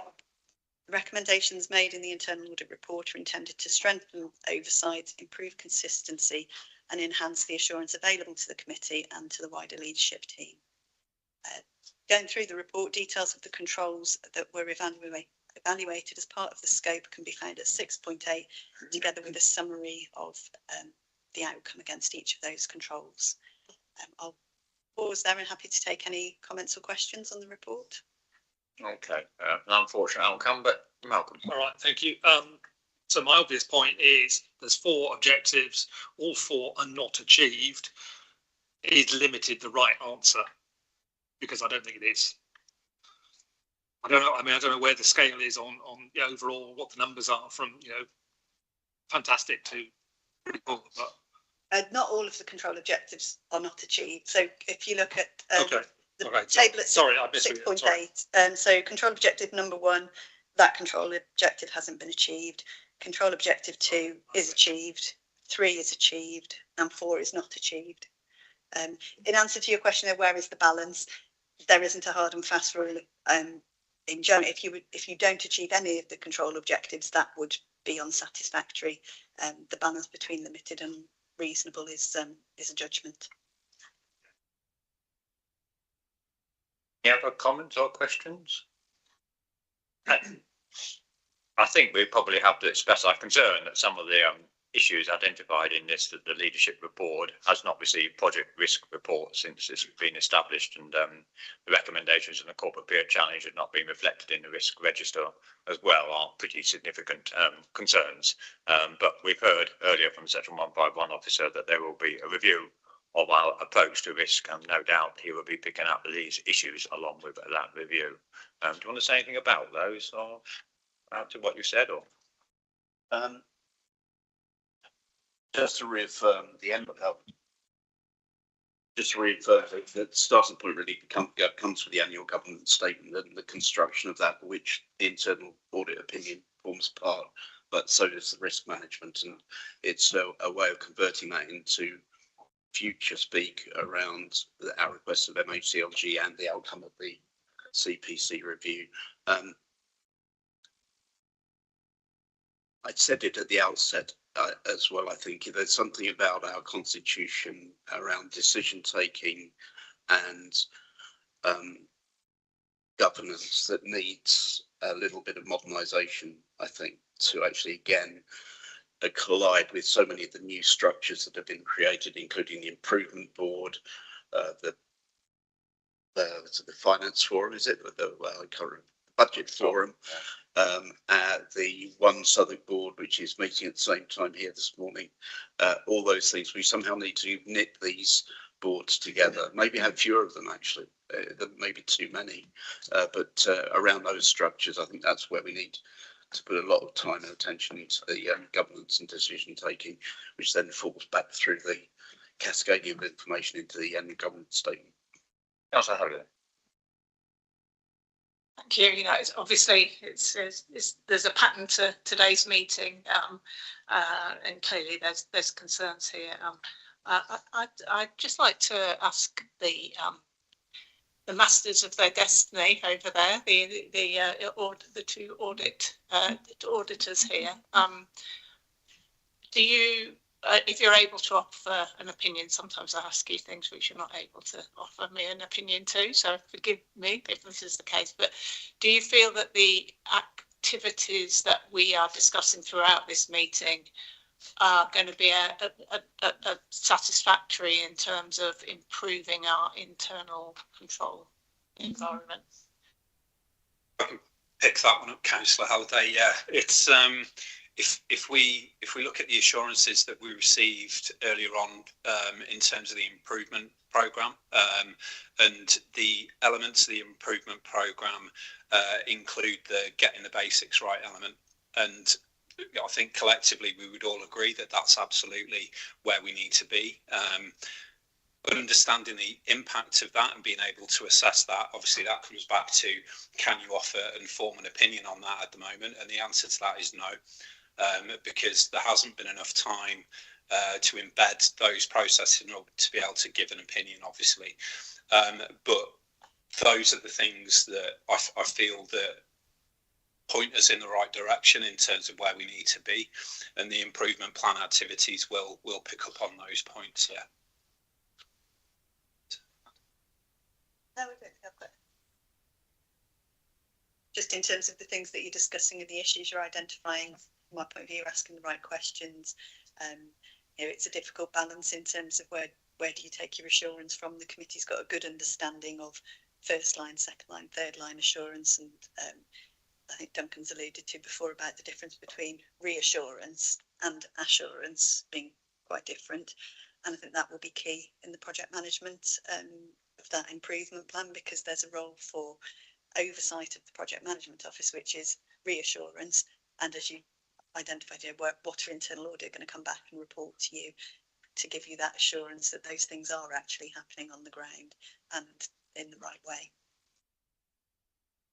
I was just going to make a comment on the annual government statement, which you mentioned, because I think some members of the committee weren't on the committee at the time, but we considered that back in June. And I remember the committee made a view that it lacked coherence and clarity, the previous annual government statement. And I think the expectation of the audit committee at that time was that we'd see some sort of draft before it was published, because the reality is we don't meet again until June. It will be almost a fait accompli by then. It's quite late in the day, so I don't know if there's any process by which you could send a draft out to the members of the audit committee to get some sort of feedback in it. But it was the same point you were making. It didn't really tell a story. It seemed to be a collection of sort of, not anecdotes, but a collection of facts and impressions, but it didn't give you what I think you need from an annual government statement, which is a clear narrative around the governance of the organisation.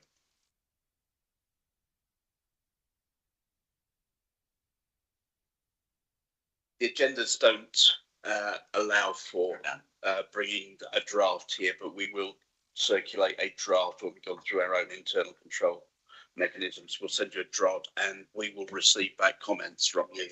I think that's right and proper that this committee has the opportunity to actually make contributions to it. Sorry, Barry. Yeah.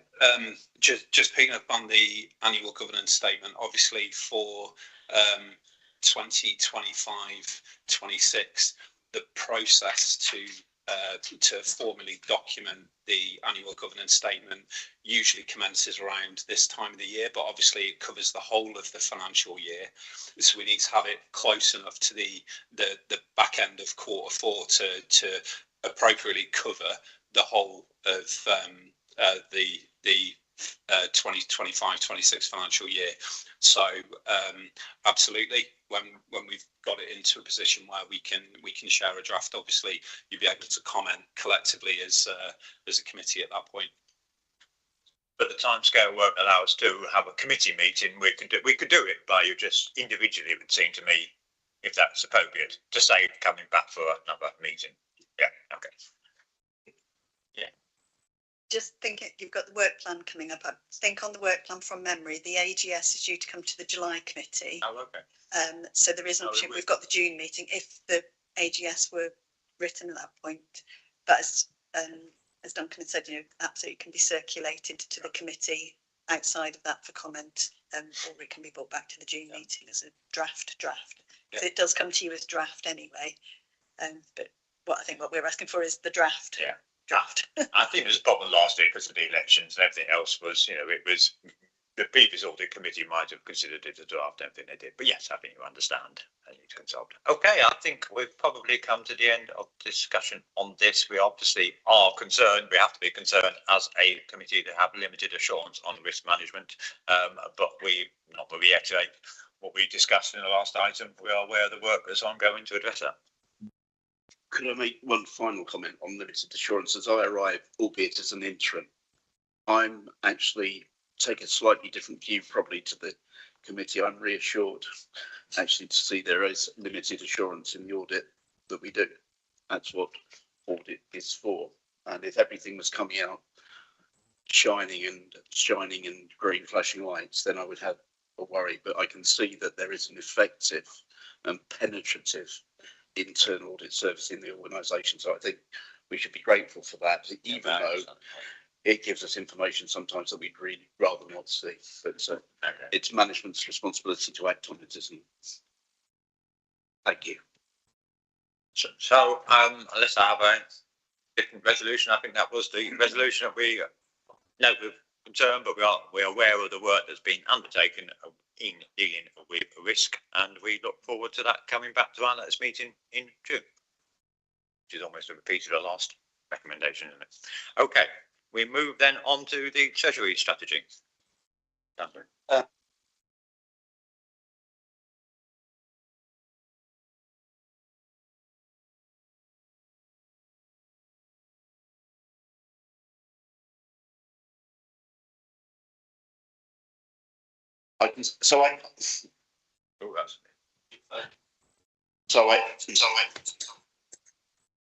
want to do this.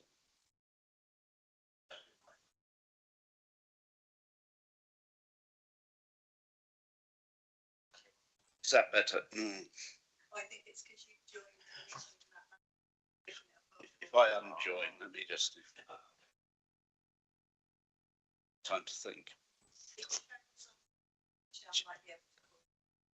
I can't. She's not actually showing up as available at all, and she was going to be. So we got a bit of a problem there, I think. Okay. I'm sorry. I'm sorry, I can't log out.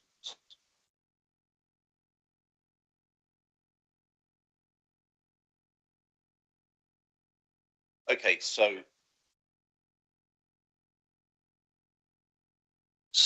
apologies. I can't talk to the detail of this report, but I can take general questions on it. I know most of the contact, but unfortunately Gerald can't be with us, so I'm happy to take any questions. Okay. Chair, it's a standard report, but there are interesting issues involved with it, I think, in the context of EFS and so on and so forth, which the committee might like to. That was going to be my question, which is, I don't think there's any reference in the document to EFS, but I assume that if we were successful in our EFS application, there would be changes needed in the document. So just try to understand how the document stands with an EFS application, whether it have to be rewritten in the light of the outcome of that. It will certainly change, but there will be various issues around EFS. For example, if we get a full allocation that we've asked for, there will be an issue about when we actually need to call down any borrowing to support our cash needs. Right. The underlying story, I think, within here is over the last year or so, we have used cash to replace what we call internal borrowing. So when the interest rates were low and we were getting no return on our cash investments, we used, I think, a good degree of our own cash to support things like capital projects. We're now at a point where the cash level is probably at the lowest level we would want it to be. So we're going to need to do some more treasury borrowing from institutions and indeed other local authorities to make sure our cash levels remain stable. But we will also need at some point to substitute that with cash as it arrives from the EFS borrowing. But again, our objective will be to delay that borrowing for as long as we possibly can, so that we can avoid the debt repayments that would need to go with it. So it's going to be quite a complex year, I think.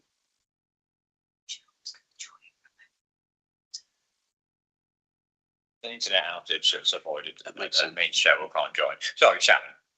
Yeah, that was one of the points that I wanted to ask about. Obviously, you know, the strategy talks about borrowing and investment risk, but what I didn't see particularly was any demonstration about how resilient the revenue budget is to interest rate or borrowing shocks. You know, it didn't seem to factor in if we have massive variations in interest rate or can't secure borrowing at an interest rate that's appealing. From an audit perspective, is that a risk, not sort of addressing that within the strategy paper? I guess we cover that risk off within the revenue budget reports rather than in the Treasury report itself. So, for example, you'll see next week at Cabinet a budget for 6-7 which includes £13 million worth of additional borrowing and the costs of that borrowing. And that includes an assumption of cool down from EFS, but it also includes this substitution that we're now having to make by way of replenishing our cash to replace that internal borrowing that we've used in the past. So that 30 million is a combination of the two things.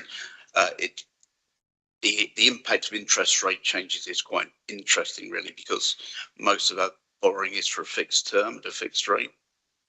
But clearly over time, if the rates are fluctuating permanently and fluctuating in an upward direction, then that can have a medium-term impact, which will be a further hit, for example, on the 7-8 budget and beyond.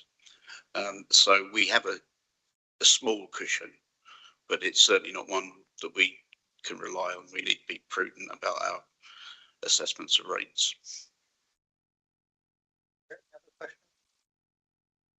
So I think we're happy to approve it, but we would ask that there is supplementary paper on something to do with VFS. Presumably it's work on, you know, game playing what will happen.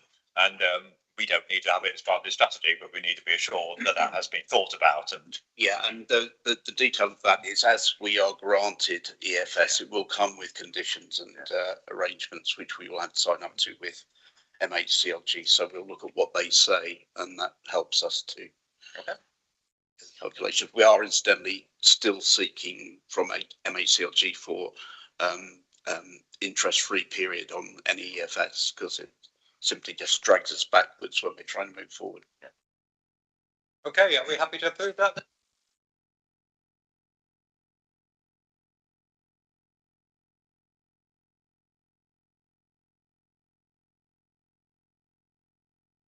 Internal audit one support and revised audit plan for 25/6. Barry. Thank you, Chair. This report provides members with an update on internal audit work undertaken in the 2 months since the November Audit and Governance Committee. In total, 12 final audit reports have been issued in the period from the 3rd of November to the 11th of January 2026. All are listed with their assurance rating broken down by service area at paragraph 8.4. 5 draft reports were awaiting management responses at the time the report was authored, which the results from those will be reported in the next performance report. Work has also been completed on external clients, in addition to drafting and auditing financial statements for external clients and certification of 2 grant claims for Shropshire Council. In the period up to 11th of January 2026, 7 reports have been issued providing good or reasonable assurance, which accounts for 59% of the opinions delivered. This is comparable to 60% in the same reporting period for the 24-25 year and the previous year outturn of 58%. Limited and unsatisfactory assurances are currently 41% for the period, compared to 40% for the same period in 2024-25 and the previous year outturn of 42%. However, in paragraph 8.14, the report also considers the year-to-date trend in assurance opinions, The number of lower level assurances to date is 53%, which is higher than the outturn for 2024-25 at 42%. As reported in November 2025 Audit and Governance Committee meeting, the higher proportion of lower assurance level audit reports delivered continues to be a concern. A total of 75 recommendations have been made within those 12 internal audit reports issued during the period, and a breakdown of these by audit recommendation rating are shown at paragraph 8.4. One fundamental recommendation has been made in relation to budget monitoring. Unplanned project or advisory work not included within the original audit plan is detailed in paragraph 8.13.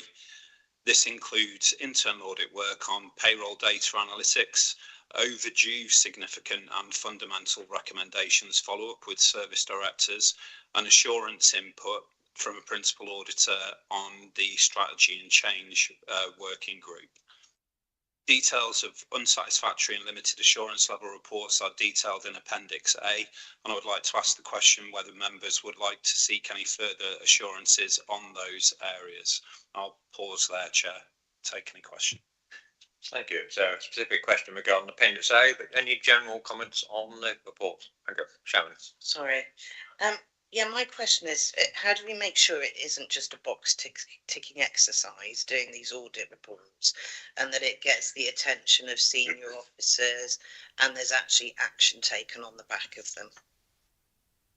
In terms of the actual audit reporting, dependent on the severity of the assurance level, the lower levels of assurance, the reporting mechanism for those goes higher up the responsibility level within the organisation.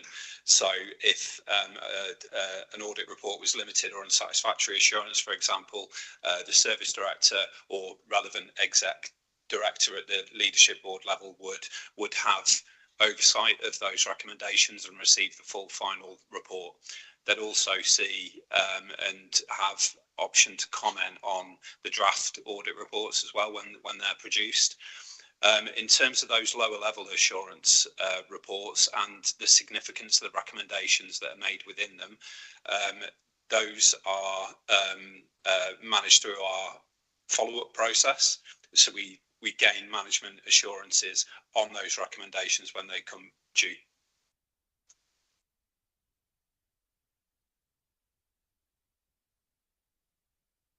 Just kind of another report adding to the doom and gloom in some senses of this meeting, although I think the point was well made that, you know, I think it is reassuring to know that we've got a strong audit team going in and taking a look.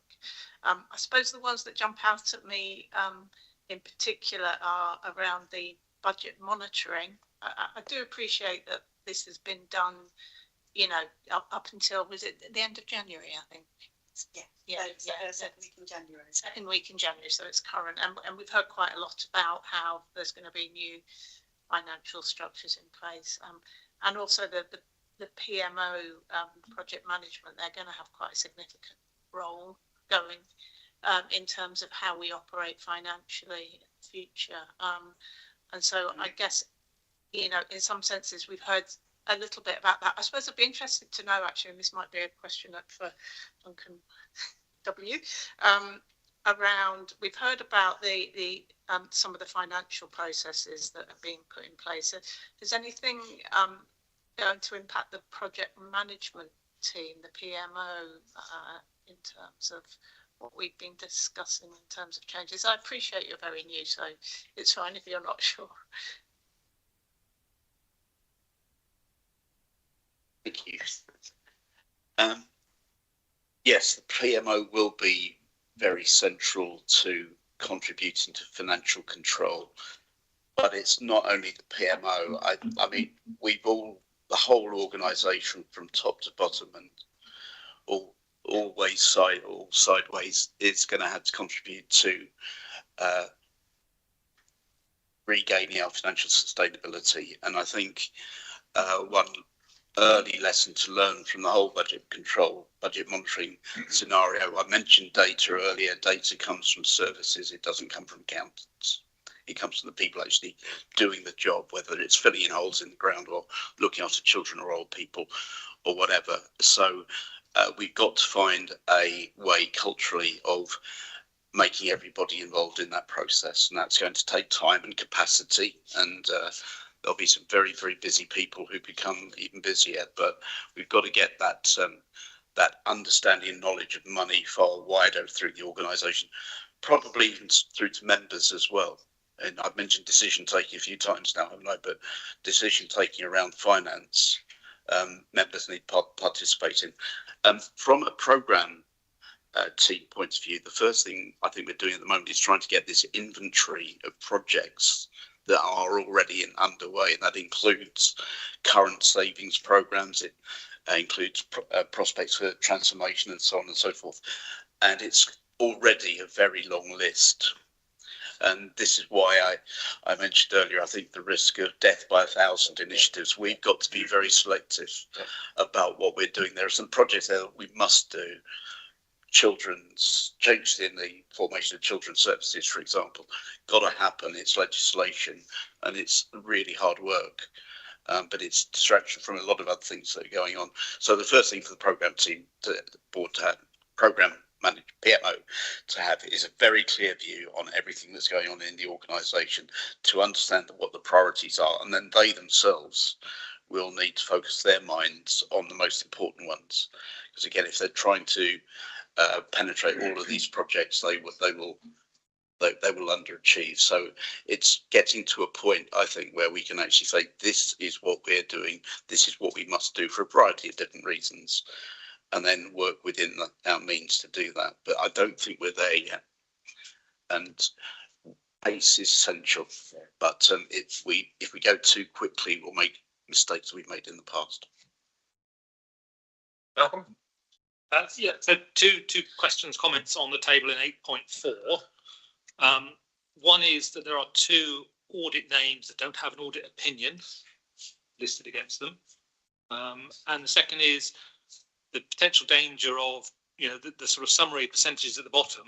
You think, well, hey, it's only 8% which are unsatisfactory. However, that 8% is budget monitoring, which is really important. So there's actually no weighting of those audits. So is there a danger that somebody somewhere will look at a number and say, well, we're doing really well because look, we've only got 8% unsatisfactory, but it's a really important 8%.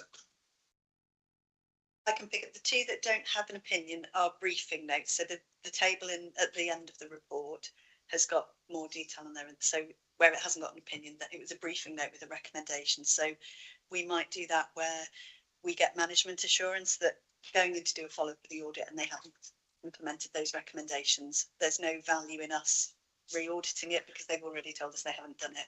So we document that position so you're all aware that those recommendations haven't been implemented, to give you that opportunity. If that's an area that concerns the committee, you can call them back in and ask them why and explore the reasons. Part of our role in articulating that report is, no, you shouldn't look at the 8% and think it's only 8%, and that's partly the direction of the travel and narrative that go around it. So yeah, absolutely, budget monitoring is a concern that it's unsatisfactory with a fundamental rec. For Barry and I, anything that's limited or unsatisfactory or has a fundamental is a concern, and straight away that's in our internal risk assessment for audit, puts it up our agenda then if we've got to go back in sooner rather than later. And I think that's been one of the challenges for our team in the past. We focused, when we had limited resources, we couldn't go back to all the limiteds as quick as we'd have liked. Now we've changed that and we've put that process in place so the organisation knows when they've committed to a date for an audit recommendation to be implemented, we will be back in the next quarter to look at that evidence and make sure they have implemented it as they agreed. So it's, I suppose, a picture in the report, isn't it? If you've got to look at the current position and the year-to-date position as well. Okay, the good news here is that we've got nearly a full complement in the audit team who I met recently and was extraordinarily impressed with. So that's quite a step from where we were 6 months ago, I think, even, wasn't it? So, credit to you for engaging some very professional staff. The downside is that, yes, the figures, the trend in audit opinions to date are the worst we've had for 6 years, aren't they, in terms of if you count the number of limited and unsatisfactory audits. And I think that's something we have to be concerned about. But we've had, I think, a proposal with it's two audits in particular which would cause us concern, which is budgets, because it's fundamental, and the project management office, because in any improvement programme they're going to be absolutely key to it. So I am wondering if you're proposing a motion that they be brought back here so we can understand those in detail. Is that what you're proposing, Kate? So, Chair, yes. I don't know whether anyone's wants to second. It's difficult because it would be good to see all of them, but those two, in terms of the financial situation we're in, were big ones, I suggest. Yeah, the critical ones. I'm happy to second that if that's the proposal. Shall we put that to the vote? Do we have those two back in? Very much. We move on then to the audit plan. Thank you, Chair.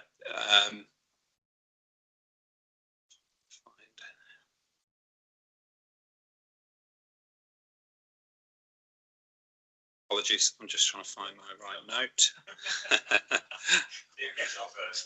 I'm there. The provision of a risk-based internal audit plan consistent with the Council's goals is an essential part of ensuring probity and soundness of the Council's internal controls, risk exposure and governance framework. The plan has been devised to ensure that it delivers against the global internal audit standards and the requirement to produce an annual Chief Audit Executive Opinion and Assurance Framework. In doing so, it can be confirmed that the plan for 26-27 covers the following activities: governance processes, ethics, information technology governance, risk management and fraud management. Against a backdrop of reduced resources, increased demand and organisational transformation and severe financial pressure, the internal audits plan must remain agile and responsive to its emerging risks, ensuring that sufficient coverage of high-risk areas while enabling the Chief Audit Executive to provide an annual opinion on the effectiveness of the Council's internal governance, risk management and internal control environment.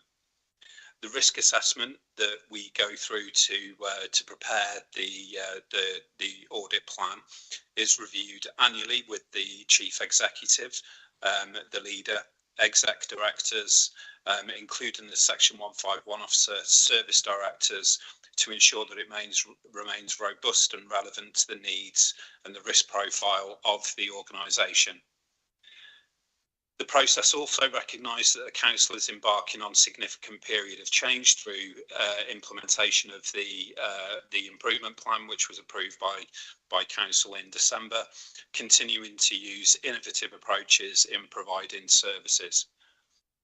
As detailed in paragraph 7.8, when considering the risks affecting audit areas, account has been taken of changes to services and transformation, the new Council operating model transformation programmes, refined principles and service planning, the recommendations made by the Council's external auditors, Grant Thornton, the Shropshire improvement plan, workforce pressures following the voluntary redundancy programme over recent years, and budget pressures and savings commitments.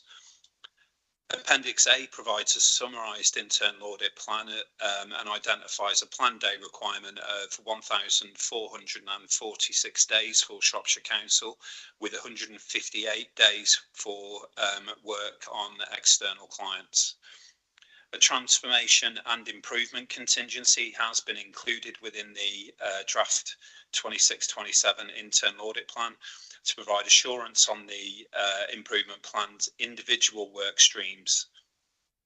The governance arrangements for the work streams and plans of work are still being developed, and therefore it's too early to define what work will be completed on those, and that comes back to your question earlier on, Councillor Halliday. So those plans will be worked up as we move through the year. Obviously, the flexibility that we maintain within the internal audit plan to change it, depending on new and emerging risks and changes in the risk profile, will obviously be agreed with alongside the Section 151 officer and presented back to committee. The Institute of Internal Auditors topical requirements for a mandatory extension of the International Professional Practices Framework introduced alongside the Global Internal Audit Standards from 2025. These requirements establish mandatory guidance for internal audit engagements where you've got specific high risk areas, helping to ensure consistency and quality across audits. They include clear criteria, application guidance, and use resources to help auditors apply professional judgment when it comes to specific areas that are reviewed within the internal audit plan. The internal audit plan should be viewed as a statement of intent with regular engagement between internal audit and senior management across the organisation to ensure that it remains current and responsive and is brought back to the Audit and Governance Committee on a regular basis to approve any amendments. Obviously, any of those amendments will be in discussion alongside the Section 151 officer. What was that, Chair? Any questions on the plan? Helen again. No, you're looking at me and I apologise. You mentioned external clients. I wasn't really clear what you meant when you say you're doing auditing with external clients. Could you clarify? There are a small number of external clients that we provide the internal audit service to, one of which is the Shropshire County Pension Fund. We provide a small internal audit service to West Mercia Energy. We also provide an internal audit service to Shrewsbury Town Council as well as Quay Developments. So those are the external clients. Do we charge them for it? We do indeed. Awesome. Any other questions? Oh. Yeah, just going back to something which I raised earlier. So in the work plan in Appendix A, the appropriate strategic risk is listed as a 3-letter acronym, which is great. So there is a reference back to that. However, the strategic risk report doesn't list what those are. So I've been trying to look at WLI and trying to work out from the strategic risk, what does WLI stand for? So can we make sure that we are using that consistently across all the reports? So the strategic risk report in its table, or the one, all the red things, it says which one is WLI, CYB, I've worked that one out, that's cyber, etc. And then it is listed. Okay, no, fine. Okay, if it's, I haven't got that far. Okay. Page 28 of that report, Appendix C. So right. WLI is the impact of increased waiting lists in relation to DOLs. Since this report has been written, the strategic risks have been updated, and I believe that one's been archived. But this right, okay, process for documents starts long before that. But the general point is, so within this report, fine, but across all the other reports, that we've got some sort of consistent way of, cross-reference from one to the other, etc. Yeah, set that point. Any other comments on it? Are we happy then to endorse the plan? Show of hands to endorse the plan? Thank you very much. Move on to the Audit Committee's work plan and future training requirements. Yeah, thank you, Chair. The proposed work plan in Appendix A of the report is presented in a format which demonstrates how the reports that are received by the Audit and Governance Committee contribute to the delivery of the terms of reference and what assurances those reports provide. This forms the core work of the committee. However, what I would say is that during active Audit and Governance Committee sessions, there are additional reports that are requested back in. Indeed, there's been some today. Those are over and above what is included within the Audit Committee's work plan. So I think it's really important to make that distinction that the Audit Committee work plan is the core elements in which you need to deliver the requirements of the terms of reference. Management updates on limited and unsatisfactory assurance audit reports, for example, wouldn't form part of that core work. That would be an additional agenda item for a future meeting. During 2025-26, members have received training covering several topics in detail, interpreting the internal audit performance reports, interpreting of financial statements, audit committee self-assessment of effectiveness against the SIPFA guidance, audit committee review against the knowledge and skills framework, the role of the audit committee, which was the external session delivered by the LGA, and understanding risk management and understanding treasury management. Appendix B of the report identifies the training topics for the Audit and Governance Committee members to consider. The topics are identified as core areas of knowledge that all Audit and Governance Committee members should acquire, plus some specialisms that can add value to the committee. Members may also want to hear from key officers of the council where the new or changing activities and risks emerging, where further updates can be requested as part of that training.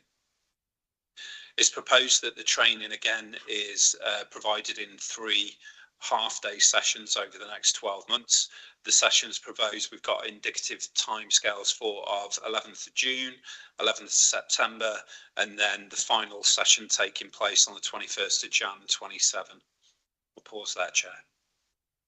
Can I just say, I think the training's been excellent, and credit to you for organising it. Are there any comments on the topics in Appendix B suggested or the training programme for the committee? It's a general question, and I don't know what to get the answer for this, but as I mentioned at the beginning, there's a lot of stuff that comes to this committee.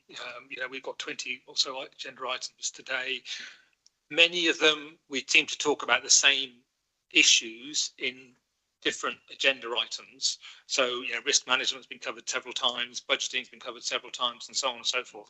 And I don't know the easy answer for this, but how do we try to consolidate? We are in an exceptional position as a council, and how do we consolidate that down so we can spend more time looking at the important stuff, as was talked about, the budgeting and the risk management and so on. And I'm not going to say the less important stuff, because it's all important, but the stuff that maybe we don't need to look at this point. And it's an open question. A couple of points on that. I mean, first of all, the audit committee is a bit unusual in the sense that the council sets its remit, and a lot of the papers come to us because we have to consider them whether we want to or not. That's our role as an audit committee. But I do think I've probably failed you a bit because I haven't been able to have agenda meetings before the papers go out.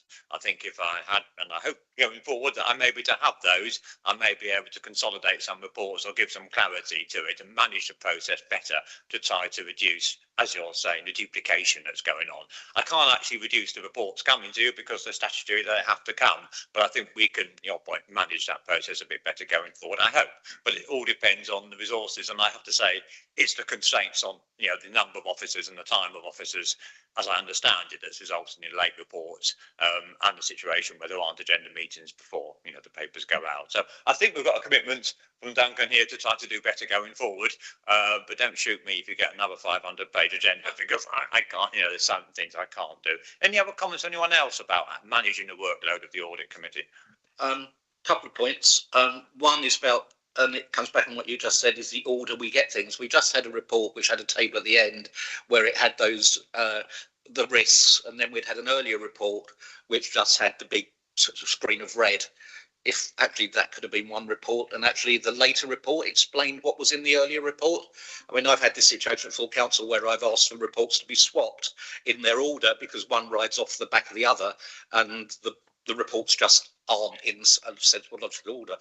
The other thing I'd say about the workload is I think about 3 times today we've had, well, can we have a report back on that?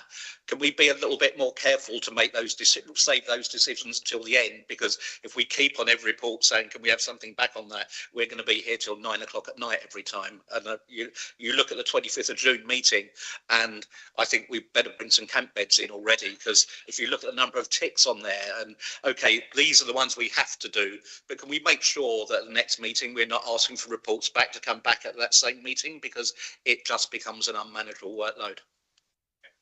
accept all those points. It's a difficult balance because equally we've got to scrutinise, and that means we do sometimes have to ask for further reports, but we need to be very, very careful about. I fully accept that. I mean, in terms of meetings, we do have the ability to call extra meetings. I'm not in favour of calling extra meetings, but I would say if anybody, because it's a long time now till it's June, because our meetings are scheduled around the accounts and various processes that the council does. But if anybody feels that there is things happening that warrant a meeting, by all means let me know. I'm not saying there will be a meeting, but we do have the ability to call a meeting if we so determine that it's necessary. Not that we desire it, but we think it's necessary because of the events happening. But I think that's unlikely, but I just wanted to make it clear that we do have that within our remit. Okay, can we have an approval of the plan then for the committee and the training? Okay, Kate's approving it and votes in favour of it. Thank you very much. The next bit's a bit uncontroversial, which is the next meeting is the 25th of June, which is my birthday. So thank you, cakes will be on me, possibly. And then the action log. I have to say, I think I failed with the action log. We've not really kept it up to date. So I think that's something I'll need to take away and look again at the action log. But the idea of the action log was that we would set out what actions we'd initiated and what's going to happen. I think, given the amount of stuff we have on our agenda, which is statutory, probably the use of the log is perhaps not as significant as I might have anticipated. So we're going to review. Malcolm. Yeah, no, sorry, just a general point about the action log. So for me, having in meetings, having follow-up actions, it should be mandatory in any meetings. However, I've raised this in other committees I've been in and have been told by the chair that we don't take actions in those committees. So we have inconsistency across different committees. So I'm just wondering whether we should be consistent. I'm all in favour of action logs and following up, because I can't remember what I said 3 months ago. Yeah, I suppose it's just, are we duplicating between what's in the action log and what's in the minutes? I suppose it's sort of it's one issue, because anything we determine will be in the minutes, won't it, to come back to us.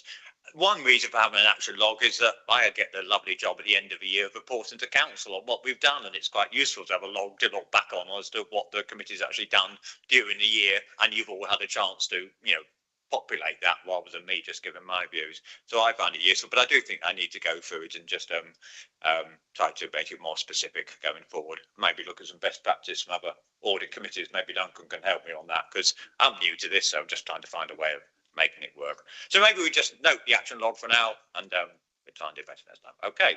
Then we move to the exclusion of the press and public. So I resolve in accordance with Schedule 12A of the Local Government Act that the public and press be excluded during consideration of the following matters. Can I have a mover for that?